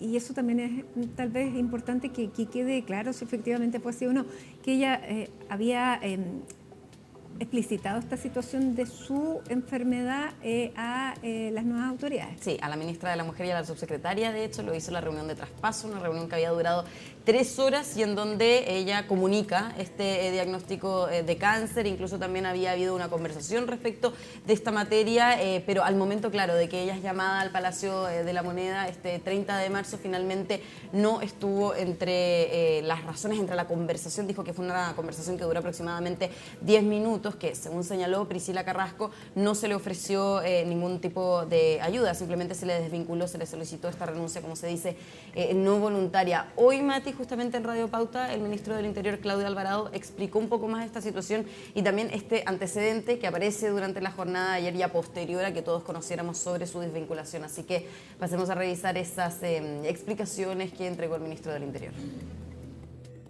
Posterior a la notificación, entiendo, el Ministerio recibió o recepcionó una licencia médica que al parecer tendría efectos anteriores. Esta nueva información, este nuevo antecedente, va a hacer que el Ministerio, ¿no es cierto?, por el momento, pause esta decisión. Suspenda la destitución. Para conocer los efectos, ¿no es cierto?, de esa licencia médica sobre la cual nosotros obviamente no tenemos conocimiento. O sea, no tenía conocimiento de él como Ministerio del Interior. Como Ministerio del Interior, pero tampoco como gobierno a la hora de solicitarle la renuncia no voluntaria. Porque pero si ella se lo había dicho a la ministra. Se lo había dicho, más la licencia se conoce durante la jornada de ayer. Efectivamente, el diagnóstico, claro, el ministro del Interior pudo no haberlo conocido porque, claro, no corresponde, ¿no es cierto?, a lo que es la cartera del Ministerio del Interior, sí al Ministerio de la Mujer y Equidad de Género, Mati, donde también se ha criticado bastante a la titular de esa cartera, Judith Marín, porque Judith Marín no ha salido públicamente a abordar esta situación. Lo ha hecho el presidente José Antonio Kast, explicando que era una situación de confianza, de gestión de Priscila Carrasco. Lo hizo durante esta jornada del ministro del Interior, también la ministra vocera Mara Cedini, pero la titular de la cartera de la Mujer y Equidad de Género, Judith Marín, no lo ha hecho públicamente. Sí, Mati, hubo durante esta jornada, podríamos decir, una entrevista en el diario La Segunda, pero ¿por qué podríamos decir? Porque finalmente La Segunda explicita que es un cuestionario que se le envió a la ministra de la Mujer y Equidad de Género. No, o sea, no hay contrapregunta. No hay contrapregunta, efectivamente.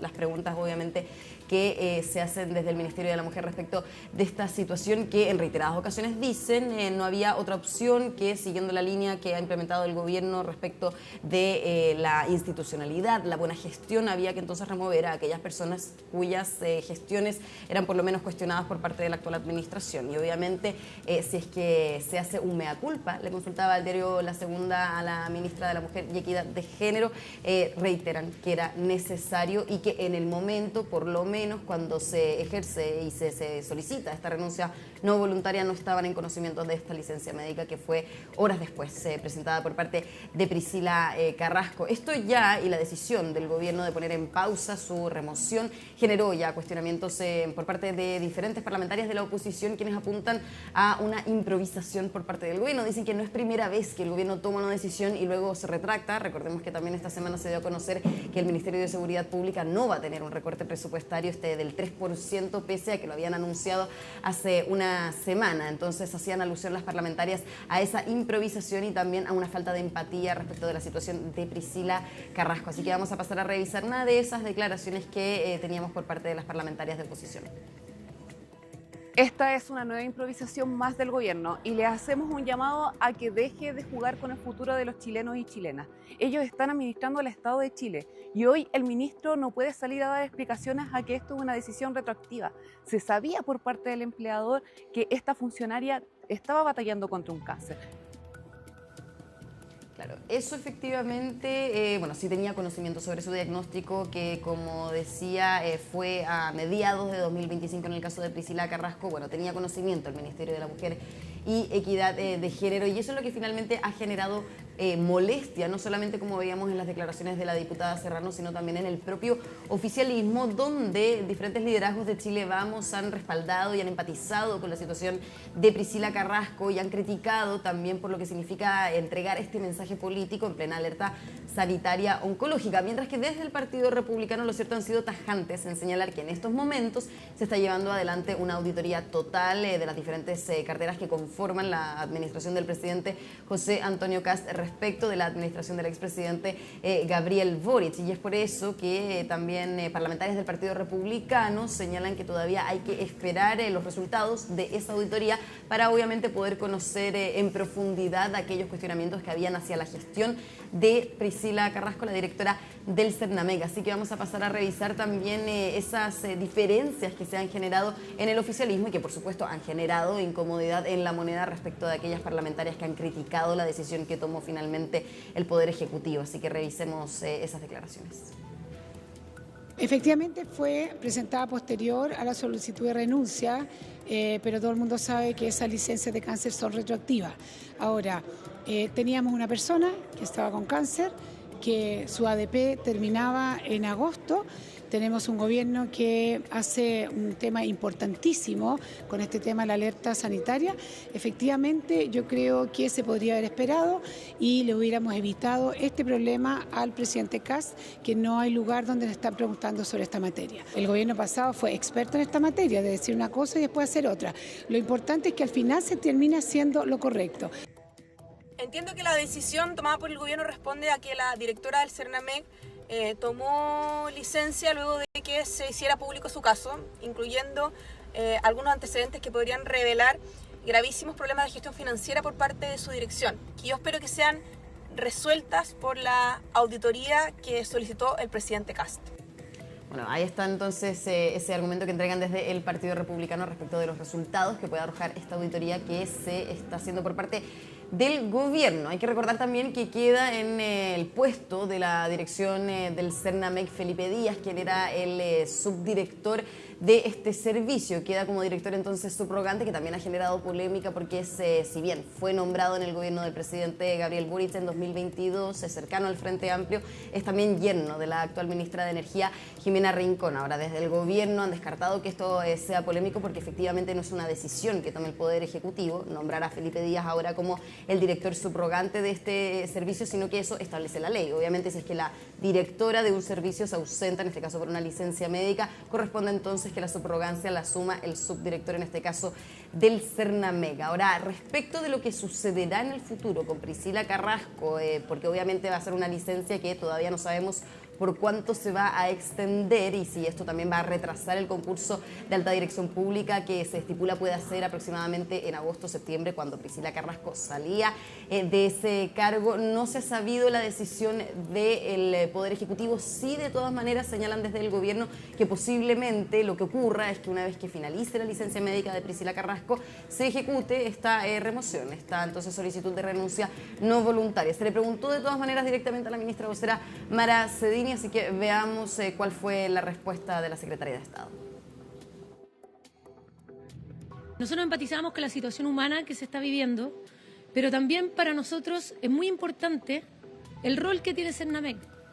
Cernamec atiende a mujeres muy vulnerables de nuestro país y hoy día presenta serias deficiencias administrativas, financieras y de ejecución del gasto. Y nosotros tenemos que ser responsables con esas mujeres y tenemos que ser responsables con lo que dijimos que íbamos a hacer con el Estado. El Ministerio de la Mujer tomó una determinación respecto a los roles y a los objetivos que tiene que tener el Cernamec y va a avanzar en poder responderle a esas mujeres vulnerables que dependen de una buena administración de ese servicio. Claro, que dependen de ese servicio. Entrega una respuesta, no respuesta, podríamos decir, la ministra vocera respecto al futuro de Priscila Carrasco. Lo cierto es que, si bien, claro, no hay una respuesta directa por parte del gobierno, sí hay voces al interior de la moneda que ya señalan que una vez que finalice la licencia médica se va a ejercer entonces esta solicitud de renuncia no voluntaria en el caso de la ex o actual directora del Cernamec. Muy bien, Macarena, Macarena Colomba. Estaba pensando en otra Macarena. Muchísimas gracias. Quedamos atentos entonces a lo que vaya a ocurrir. Gracias por la información. Que estés muy bien.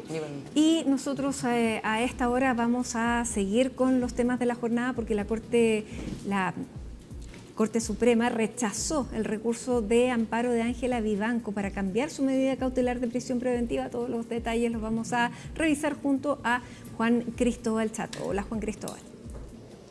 ¿Cómo estás, Matilde? Muy buenas tardes. Sí, porque durante esta jornada la exministra de la Corte Suprema, Ángela Vivanco, sufrió un nuevo revés y tendrá que seguir en prisión preventiva. Esto porque la segunda sala de la Corte Suprema revisó y rechazó un recurso de amparo que había sido presentado por su defensa, bajo el cual buscaban decretar la ilegalidad de su detención y posteriormente también la formalización y todo lo que vino después. Entre eso, por supuesto, la prisión preventiva. Este recurso de amparo tuvo un largo trayecto. Primero fueron presentados dos recursos similares, uno en la Corte de Santiago y otro en la Corte de Apelaciones de San Miguel. La de Santiago fue rechazado el recurso por estar fuera de su jurisdicción, mientras que el de San Miguel también lo declararon inadmisible en su momento. Sin embargo, fue la propia Corte Suprema la que ordenó al Tribunal Capitalino a revisar este recurso de todas formas. Tras eso fue rechazado y esto fue apelado ante la Corte Suprema y durante el día de hoy, bien digo, ya se le da un punto final a este recurso con un nuevo rechazo de la Corte Suprema, quienes finalmente acogen o ratifican, mejor dicho, la resolución emitida por la Corte de Apelaciones de San Miguel. Parte de los argumentos emitidos por la defensa durante la tramitación de este recurso apuntan a que hubo problemas en la fundamentación del tribunal que permitió originalmente su detención, y también apuntan a cosas como, por ejemplo, el hecho de que hay uno de los puntos de la imputación de la Fiscalía, quizás el más grave, cuando se le acusa a la ministra Ángela Vivanco de haber retirado ella personalmente una coima en efectivo de los abogados de Velas Movitec.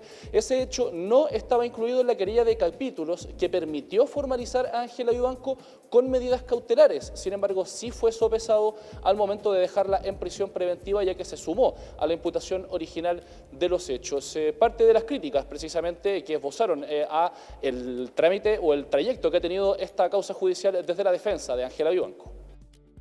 Nosotros estamos convencidos que no es posible modificar la imputación contenida en una querella de capítulos cuando esa querella de capítulos se hizo para pedir una medida como la prisión preventiva. No necesitaban la querella de capítulos para formalizar, la necesitaban para pedir la prisión preventiva. De lo que se concluye es que si los hechos que se invocaron para obtener la autorización para pedir la prisión preventiva se modifican, se produce un perjuicio y la privación torna en ilegal. Eso es lo que sostenemos, y efectivamente, porque lo que se suprime es donde se le imputaba supuestamente el haber hecho percepción material del dinero. Ahora, la extensa tramitación que ha tenido esta causa, no solamente el recurso de amparo, sino, por ejemplo, la querella de capítulos que le quitó el fuero judicial a Ángela Vivanco, la posterior formalización y todos los trámites que ha tenido la causa en distintos tribunales de apelación y la Corte Suprema, es uno de los argumentos que esbozó el Ministerio Público para ratificar que sí hay fundamentación suficiente como para poder ratificar la prisión preventiva, incluso apuntando a que son varios los tribunales que han tenido que resolver sobre esto y fundamentado adecuadamente al respecto. Así lo manifestaron después de la audiencia desde el Ministerio Público. Estamos hablando de delitos gravísimos respecto de temas de corrupción o hechos agravados, más temas efectivamente de leyes especiales. Y esos antecedentes han sido sopesados y considerados que se ha puesto en duda efectivamente mucho. A esta hora vamos al Palacio de Gobierno, donde el ministro del Interior, Claudio Alvarado, da detalles sobre la detención de Galvarino Apablaza, que iba a producirse en Argentina. Lo escuchamos. Al señor director general de la Policía de Investigaciones, que me acompaña, quien nos ha informado que luego de haberse emitido una orden de detención en contra del prófugo de la justicia, Galvarino Apablaza, este no fue hallado en su domicilio. Evidentemente, y especialmente en un día como hoy, cuando se cumplen 35 años del vil asesinato del ex senador Jaime Guzmán Errázuriz, esta noticia es para todos nosotros muy lamentable. Cancillería se ha comunicado con sus pares de Argentina, quienes han comprometido todos los esfuerzos para ubicar, detener y proseguir con el proceso de extradición del señor Apablaza, para que de esta forma enfrente cuanto antes el proceso judicial que durante tantos años se ha postergado. A continuación, dejo con ustedes al señor director de la Policía de Investigaciones, señor Eduardo Serna para que nos explique algunos detalles sobre estos hechos que acabo de informar. Gracias, ministro. Buenas tardes. Bueno, como bien lo acaba de decir el ministro, hoy día se emitió por parte del juez federal de Argentina la orden de captura, la orden de detención contra Gabriel Pablaza. Estamos esperando esa emisión de la orden.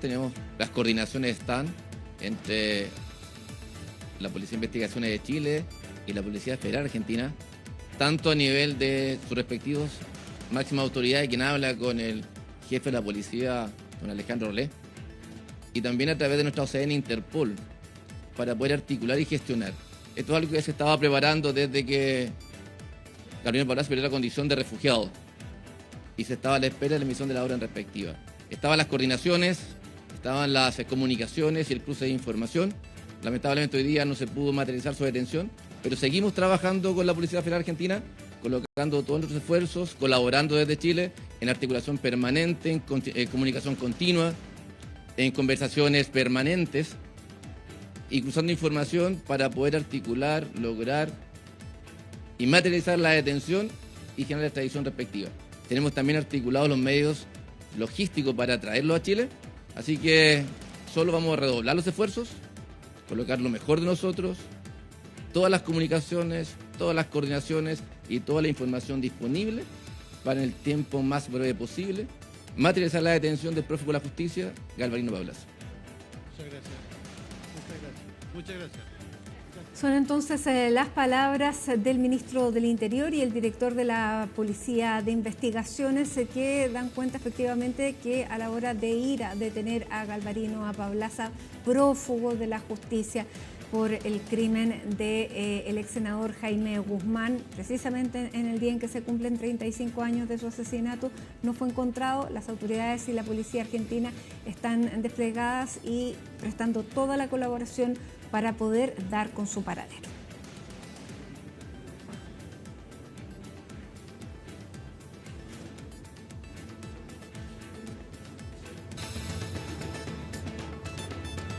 Se lo contábamos, Javier Albornoz ya está aquí con nosotros, editora de Futuro 360, subeditora de Futuro 360, para ver lo que va a ocurrir dentro de los próximos minutos, aunque se acaba de suspender la cuenta regresiva, sí, aparece en pausa. Se coloca esa cuenta regresiva que es la última cuenta regresiva, 10 minutos para que finalmente se pueda realizar el lanzamiento. ¿Y por qué le ponen pausa?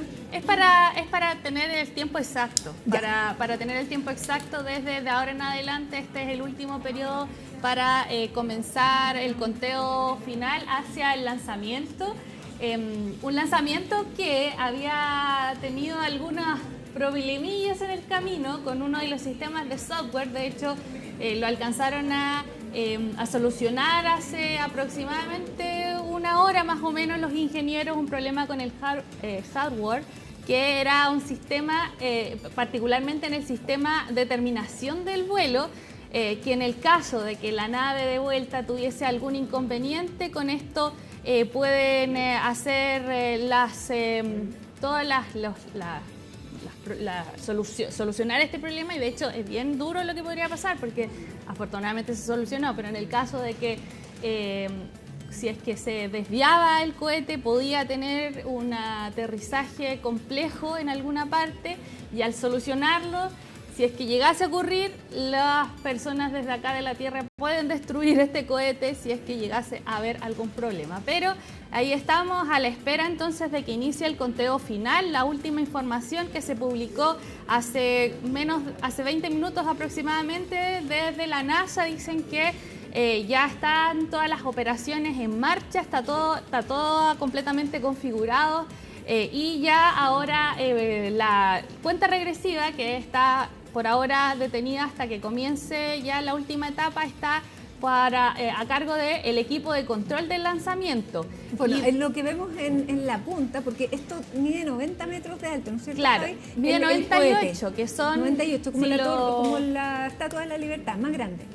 Sí, son un edificio de más de 30 pisos aproximadamente. Este es el cohete más grande que ha hecho la NASA. ¿Y la punta es donde está la punta está donde es la cápsula Orión, que luego que se logre el lanzamiento se genera esta división y finalmente es la cápsula Orión la que va a dar la vuelta, va a rotar alrededor de la Luna. Ahí tenemos el reloj. Ahí todavía el reloj está en pausa. Sí. Ahora, la humanidad se dice vuelve a la Luna después de 50 años. ¿Por qué es tan importante esta misión? Esta misión es importante porque, bueno, como bien lo dices, hace ya más de 50 años que la humanidad no vuelve a la Luna.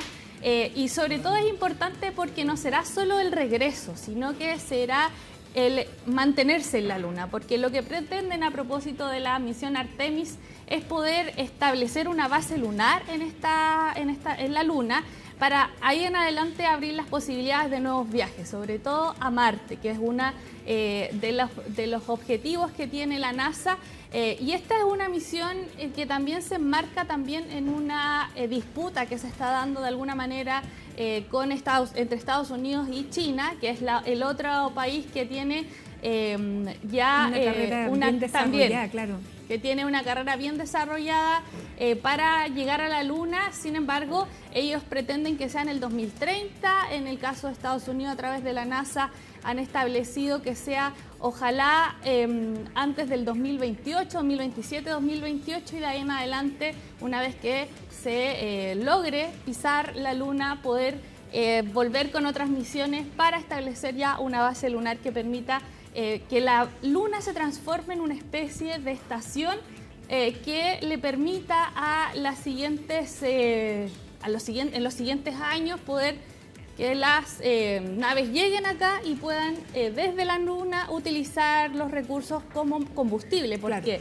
Porque en el caso en este caso, en esta misión, estos 4 astronautas que van y que también quienes son marca simbolismo bien específico, pero ellos no van a pisar la Luna. Ellos la van a orbitar, van a ocurrir varios fenómenos bien particulares porque es con la energía lunar con la que van a regresar, van a ver la cara oculta de la Luna, van a poder ver lo que muchos no han podido graficar y tener todos los detalles de las características que tiene esta cara oculta de la Luna, y además eso es lo que les va a permitir a la Artemis 3 poder ya alunizar y que su tripulación pueda bajar y pueda ya poner un pie en la superficie lunar, y donde se espera que la primera mujer también sea que vaya en esa futura misión. Pero hablemos de estos 4 astronautas. ¿Quiénes son, Javi? Son 4 astronautas y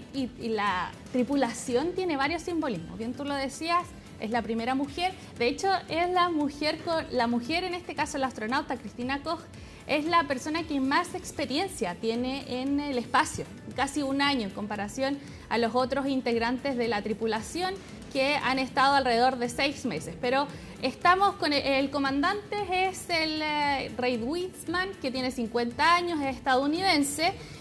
Está Victor Glover, que es el piloto, que tiene 49 años y además sería el primer afroamericano en tener estos viajes al espacio. Sí, ahí lo estamos viendo. A Christina Koch, de 47 años, estadounidense también, la primera mujer.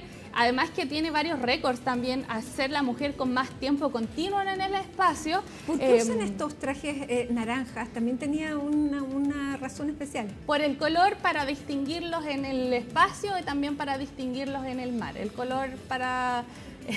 hay que ponerse en todos los casos, Mati. Y bueno, para seguir con la tripulación, también está Jeremy Hansen, que él también tiene un simbolismo. En este caso él es canadiense y es el primer astronauta no estadounidense que también es parte de una misión espacial, y eso también habla de este trabajo en conjunto que ha realizado la Agencia Espacial Estadounidense, pero también con otros países, también con la Unión Europea, que han trabajado sobre todo en términos tecnológicos y también con las empresas, con el mundo privado. De hecho, como bien tú lo dices, esta misión va a orbitar y se está probando la tecnología para ver que puedan después finalmente alunizar, y de hecho el alunizaje va a depender de las empresas de SpaceX y Blue Origin, que son los que van a tener las plataformas en la Luna. Así que, de hecho, en ese sentido van a depender mucho, en este caso, de Elon Musk y también de Jeff Bezos en lo que ellos puedan realizar. Lo último que se está conociendo en la información es que ya vimos, se ha dado la espera en este caso del lanzamiento final, pero se mantiene aprobado todavía el lanzamiento de Artemis. Esto quiere decir, se tenía pronosticado para que fuera ahora a las 19:24 horas, pero evidentemente va a haber un retraso, pero de todas formas existe una ventana a partir de las 19:24 y hasta las 21:24 hora chilena. En Florida tienen una hora menos, entonces allá desde las 18:24 hasta las 20:24. Así que en esta ventana de lanzamiento todavía está la posibilidad. Hablan de un 90% favorable de las condiciones climáticas, así que... Claro, porque también eso es importante, hay una ventana en la que se puede realizar este lanzamiento, no se puede realizar en cualquier momento, de hecho hay condiciones climáticas específicas. Claro, y en este caso es particular por uno de los objetivos, que es mirar la cara oculta de la Luna, es que también tienen ciertos periodos en donde la luminosidad es la que les favorece. Entonces, por ejemplo, de hecho, entre más tarde se le ocurra el lanzamiento durante este día, o ya sea en las próximas ventanas, que son de aquí al 6 de abril, de aquí al lunes, menos posibilidades o menor puede ser la visibilidad que tengan de la Luna. De hecho, esta ventana en este horario, con estas condiciones, es claro. Veamos la trayectoria que van a tener. Veamos la trayectoria, de hecho, si nos ayudan desde dirección. Este viaje dura alrededor de 10 días, va a orbitar, ahí está, va a ser un viaje como un 8, da una vuelta a la Tierra. Durante el primer día más o menos ellos van a estar revisando ajustando algunos temas técnicos, 1 o 2 días, y luego de eso va a ocurrir el desplazamiento a la Luna, y se espera que más o menos entre el 4º y 5º día ellos puedan llegar a la Luna y comience el recorrido por el lado oculto, que acá viene lo interesante también, es que ellos van a estar aproximadamente 30 minutos sin comunicación con la Tierra, porque la Luna en este caso lo que hace es bloquear todo tipo de comunicaciones con la nave, así que durante esos minutos ellos van a estar absolutamente incomunicados, van a tener una visión única que no se ha visto en la historia. Y de hecho, pero estamos un momento, empezó la cuenta regresiva, y la estamos viendo, 9 minutos con 20 segundos para que ocurra el lanzamiento de Artemis 2, que tiene un pequeño retraso, pero no es tanto a lo que se esperaba hasta ahora, porque sabemos que todo este tipo de situaciones puede cambiar de un momento a otro, siempre pensando en la seguridad de la misión. De hecho, Artemis 2 tenía pronosticado que se lanzara en febrero, pero hubo problemas con el combustible, hubo problemas también... nunca habíamos estado tan cerca. Nunca, claro, estamos lo más cerca que existe. Yo no sé si alcanzo, porque hay una chilena que está allá esperando el lanzamiento, no sé si alcanzamos a escuchar parte de las declaraciones. Sí, revisa. Escuchamos algunas de las declaraciones que hace como 1 hora más o menos nos envió la astrónoma y divulgadora científica chilena Teresa Paredes. Escuchemos. Hola, estamos aquí en Cabo Cañaveral, en el Centro Espacial Kennedy, al lado del reloj de descuento, del reloj que va dando el conteo hasta el momento de la misión, del lanzamiento de la misión Artemis 2. Hemos llegado hasta ahora, estamos a poquito más de 1 hora del lanzamiento. Esto podría pausarse en cualquier momento si es que se encuentra un desperfecto, si es que es necesario reiniciar la cuenta incluso. Estamos esperanzados de que el cohete pueda salir hoy día, 1 de abril, a las 6:24 de la tarde hora local. Si eso llega a no suceder, tenemos nuevas ventanas de oportunidad el 3 de abril y luego sucesivamente hasta el 6 de abril. Esta misión Artemis 2 va a ser la primera desde las misiones Apolo, que va a llevar humanos hasta la Luna. No van a lunizar, van a darle una vuelta, van a probar la tecnología, van a asegurarse de que este cohete es capaz de transportar humanos, porque es un cohete nuevo, es un lanzador nuevo y nunca han habido humanos sobre él. Y al igual que los autos que llevan muchos años, pero los seguimos testeando, con los cohetes es lo mismo. Tenemos que asegurarnos de que la seguridad sea lo principal para estos astronautas. Estoy aquí con divulgadores y comunicadores científicos de todo el mundo. Se siente mucha emoción, mucho optimismo y muchas ganas de colaborar, y que efectivamente esta nueva era de exploración liderada por las misiones Artemis sea una era de colaboración internacional, de ciencia y de muchos descubrimientos que nos puedan ayudar también a quienes nos quedamos sobre la superficie de la Tierra. Así que un abrazo gigantesco a toda la gente de Chile que ha estado siguiendo este lanzamiento a través de mis redes sociales, y espero que próximamente Chile también dé un paso hacia la mayor inversión en ciencias, el desarrollo de la tecnología nacional, y podamos aportar a este tipo de misiones. Chile es firmante de los acuerdos Artemis, por ende puede ser parte de esta nueva era de exploración espacial. Un abrazo esperanzado de que tengamos un lanzamiento exitoso. Estamos hablando. Bueno, esa declaración nos entregaba la Tere hace un ratito atrás, hace como 1 hora aproximadamente, así que... Porque ahora faltan 6 minutos. 6 minutos con 30 segundos para que ocurra este lanzamiento. Se espera que una vez que ocurra el lanzamiento, y por la importancia en este caso y el poder que tiene este cohete, alrededor de 8 minutos después ya Orión estaría en órbita para comenzar este ya tan anhelado viaje, que como bien lo decimos, dura alrededor de 10 días. Habían algunos... ¿Tenemos declaraciones de la tripulación? ¿O no? Tenemos declaraciones de la tripulación y alcanzamos a escucharlas, de hecho.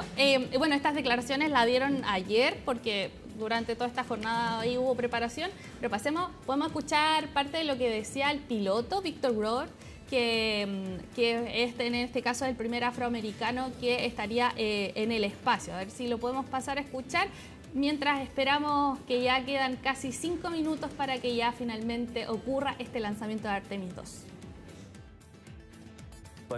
Pero antes de volar, suelo rezar una breve oración. Luego intento enviar una nota a mi familia para decirles que los quiero. Una de las cosas bonitas de esta tradición que hemos empezado es que nuestras familias están afuera del edificio cuando salimos. Así que ese es el momento en que puedo decirles que los quiero, en lugar de enviarles un mensaje de texto o llamarles. Y luego, antes de que todos subamos al avión, rezo mi oración. De esa forma puedo concentrarme en el cronograma y asegurarme de que el equipo de control de lanzamiento no nos esté esperando. Esa cuota de humanidad me llamó muchísimo la atención, porque son personas muy entrenadas, pero que llegado un momento tan límite como este, también aparecen todas, más allá de las certezas racionales que tengan, aparece la otra parte que tiene el ser humano. Claro, y de hecho, mira, él es bien creyente. Todos los 4 tripulantes podían llevar un objeto. El objeto que decidió llevar Victor Glover es una Biblia. Y además, bueno, él tiene matrimonio y tiene hijo, entonces decidió también llevar las alianzas. No sé si tiene hijo, puedo estar equivocándome en esa información, pero él llevó las alianzas de matrimonio y recuerdos de familia. Todos llevaron algo especial, en este caso el comandante Reid Witzman llevó una libreta para anotar sus pensamientos. Él es viudo, tiene 2 hijos adolescentes y de hecho él también habla mucho de estos nervios propios que tienen en cuanto a lo que pueda ocurrir con esta misión, porque hay cuestiones que se van a probar también. El nivel de oxígeno que existe en la nave, también había varios temas con lo que tenía que ver en el regreso con una de las capas que podían enfrentarlos con el calor, porque el regreso a la Tierra, el calor es muy grande, entonces ahí tenían algunos dudas de lo que podía ocurrir. Por lo tanto, esto no termina si llegan en órbita, sino que alcancen la órbita, sino que es una misión que durante los 10 días tiene riesgos totalmente constantes.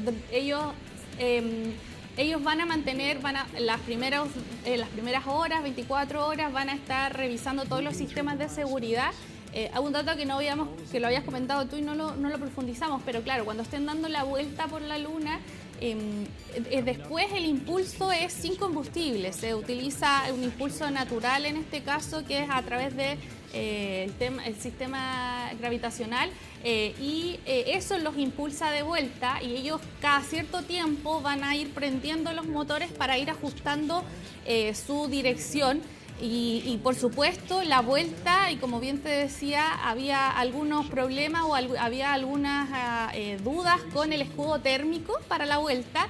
Lo que hicieron los científicos, ahí están ya con los motores, sí. Además la propulsión es gigantesca. Mira, buena suerte, buen viaje Artemis 2, dice la directora del lanzamiento, son las palabras para la tripulación antes de este histórico vuelo. Es un histórico vuelo y hay expectación porque comprendamos que este es un vuelo que no se veía hace más de 50 años, es el inicio de toda esta nueva era espacial y sobre todo, como bien lo decías, por la cercanía que estamos teniendo por esto, hay cámaras al interior. Se espera que los propios astronautas puedan ir también transmitiendo lo que ocurre internamente, y esta tripulación ha estado trabajando ya varios años y ya ha existido cercanía con sus historias para ir conociendo quiénes son, hacia dónde van los sueños. En este caso, por ejemplo, en la tripulación, Cristina y Jeremy creo que son, Víctor, ellos vieron el Apolo y al ver esto, ellos se inspiraron también en dedicarse, en este caso, a los viajes espaciales, y se deciden dedicar y ser astronautas, y finalmente ya en este caso, por supuesto, cumpliendo sueños. De hecho, Cristina hoy día, creo que fue, o anoche, subió una fotografía diciendo este es el inicio y aquí vamos. Pero ya queda nada, quedan 50 segundos para... ¿Tenemos el ambiente para quedarnos? Dejemos el ambiente. The rocket will count itself down, but honor any holds that could come from the ground. Now, shortly after liftoff, Houston will take control of the rocket, and my colleague Gary Jordan will take over commentary. GLS, go for area left. Great call out. The rocket is on its own. 4 brave explorers ready to ride the most powerful rocket NASA has ever launched. Sound suppression water is flowing. 15. And here we go. 10, 9, 8, 7. RS 25 engines lit. 4, Va a salir. 3, 3, 1. 2, Booster 1. ignition. And liftoff. Despega el The crew of Artemis Artemis 2. 2 now bound for the moon. Humanity's next great voyage begins. Se va el cohete. Roger, roll pitch. Minutos de tensión, estos son minutos de tensión para toda la tripulación, para todos quienes estamos viendo esta transmisión. Son minutos claves para ver si es que se logra seguir la misión. Ahí va el cohete SLS, el más grande construido por la NASA en esta gran misión que pretende volver a la Luna, pretende alunizar en los próximos años. Este cohete que en los próximos minutos va a ir desprendiendo de a poco sus partes y va a ir quedando solo esta nave Orión, que es la que finalmente va a seguir el rumbo. Hay de venir los 4 tripulantes. Es súper emocionante. Emocionante, muy emocionante. Hermosas las imágenes además que van llegando desde Florida. Minutos clave, estos son, ahí ya vemos también el conteo, son alrededor de 8 minutos que se demora en entrar en órbita, o que se va a demorar en entrar en órbita la nave Orión. Y partió pocos minutos después de lo que se tenía previsto, lo cual por supuesto también habla de los cálculos tan precisos que siempre tienen en este tipo de eventos y situaciones desde la NASA, cálculos perfectos que van permitiendo que se pueda avanzar de buena manera en estas misiones. Y nada, ir esperando. La mezcla que comentábamos, Javi, de la racionalidad que impera en la NASA, porque esto es pura ciencia, pero en el último momento dicen, Que Dios te acompañe. Que Dios te acompañe, es cierto, sí. Es que al final son personas, hay familias mirando, de hecho, varios de ellos, bueno, en el caso, por ejemplo, de Víctor decía que prefería escribirles lo que podían estar sintiendo. También leía que el otro de los tripulantes, que es Jeremy, había conversado con sus hijas para decirles lo que iba a pasar, que no se asustaran, que iba a ser, que iban a salir partes del cohete, que era parte normal. Pero todo esto, me imagino yo, debe tener a las familias con muchos nervios. Nosotros aquí también estamos con mucha emoción porque son situaciones que no se ven constantemente y finalmente el vuelo final de llegar a la Luna, de estar tan lejos de la Tierra es totalmente magnífico. Entonces, nada, es una sensación... De ser parte de la historia para tu país, para tu historia propia. En una carrera que tiene de científico, que tiene de económico, que tiene de estratégico, militar, también como lo mencionábamos en esta carrera que hay con China, de quién pone efectivamente, más allá de que sea un lugar de todos, quién pone la bandera antes en la Luna, en esta ya carrera por sentar una base permanente en la superficie lunar. Y esto era lo que decía uno de los tripulantes, que iban a ir cayendo algunos fragmentos que le había dicho a sus hijos, bueno, para que no se asustaran, que era parte del... Mira, esta imagen, y yo que tengo más años que tú, donde está no sé si podemos volver a la imagen donde están las personas mirando en Florida. Esa imagen para los que el año 86 estábamos viendo el despegue del Challenger, fue en ese momento cuando explota el Challenger.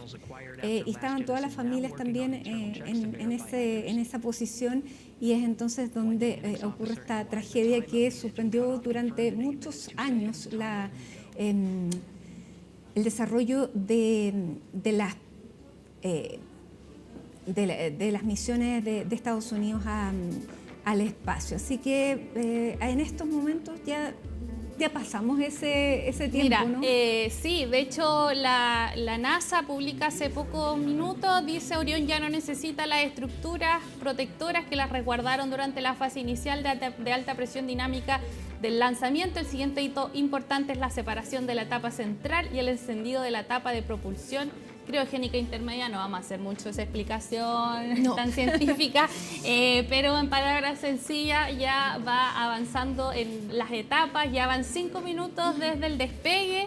A las 19:35 fue, y ya quedaría pocos minutos para que finalmente la nave Orión comience a orbitar de manera independiente ya fuera de nuestro planeta. Así que ya diríamos que pasaron las etapas más complejas siempre del lanzamiento, los miedos que se sabe que siempre se tienen. Desintegró a los 73 segundos de producido el lanzamiento, así que ahí está la gente aplaudiendo, respirando tranquilo, nosotros también.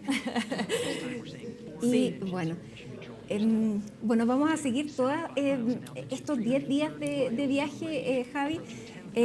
Vamos a seguir muy atentos a cada uno de los pasos, porque son 4 días para llegar finalmente ahí a la cercanía y a la órbita lunar, y sobre todo lo que nos va a mantener con la respiración también en el aire van a ser esos 30 minutos que van a estar desconectados de la Tierra hasta volver a verlo. Exactamente, en esta cara oculta de la Luna. Sí, vamos a seguir atentos a lo que pueda ocurrir.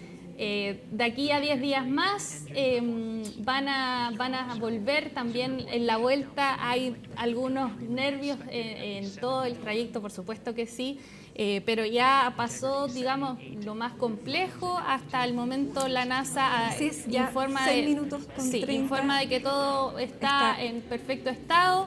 Así que ya van casi 7 minutos de este histórico lanzamiento, de inicio para esta nueva era espacial, para no solo volver a la Luna, sino que poder establecer una base y mirar a lugares, destinos más alejados ya en Marte. Así que toda la Excelente. cobertura a través de todas nuestras plataformas y con este apoyo de el minuto en que despegó Artemis 2.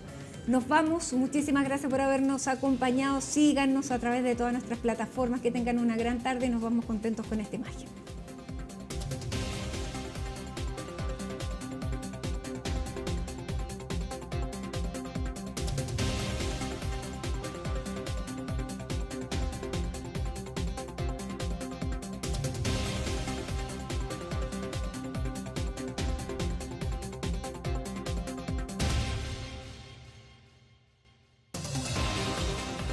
Seguro de Auto Consorcio.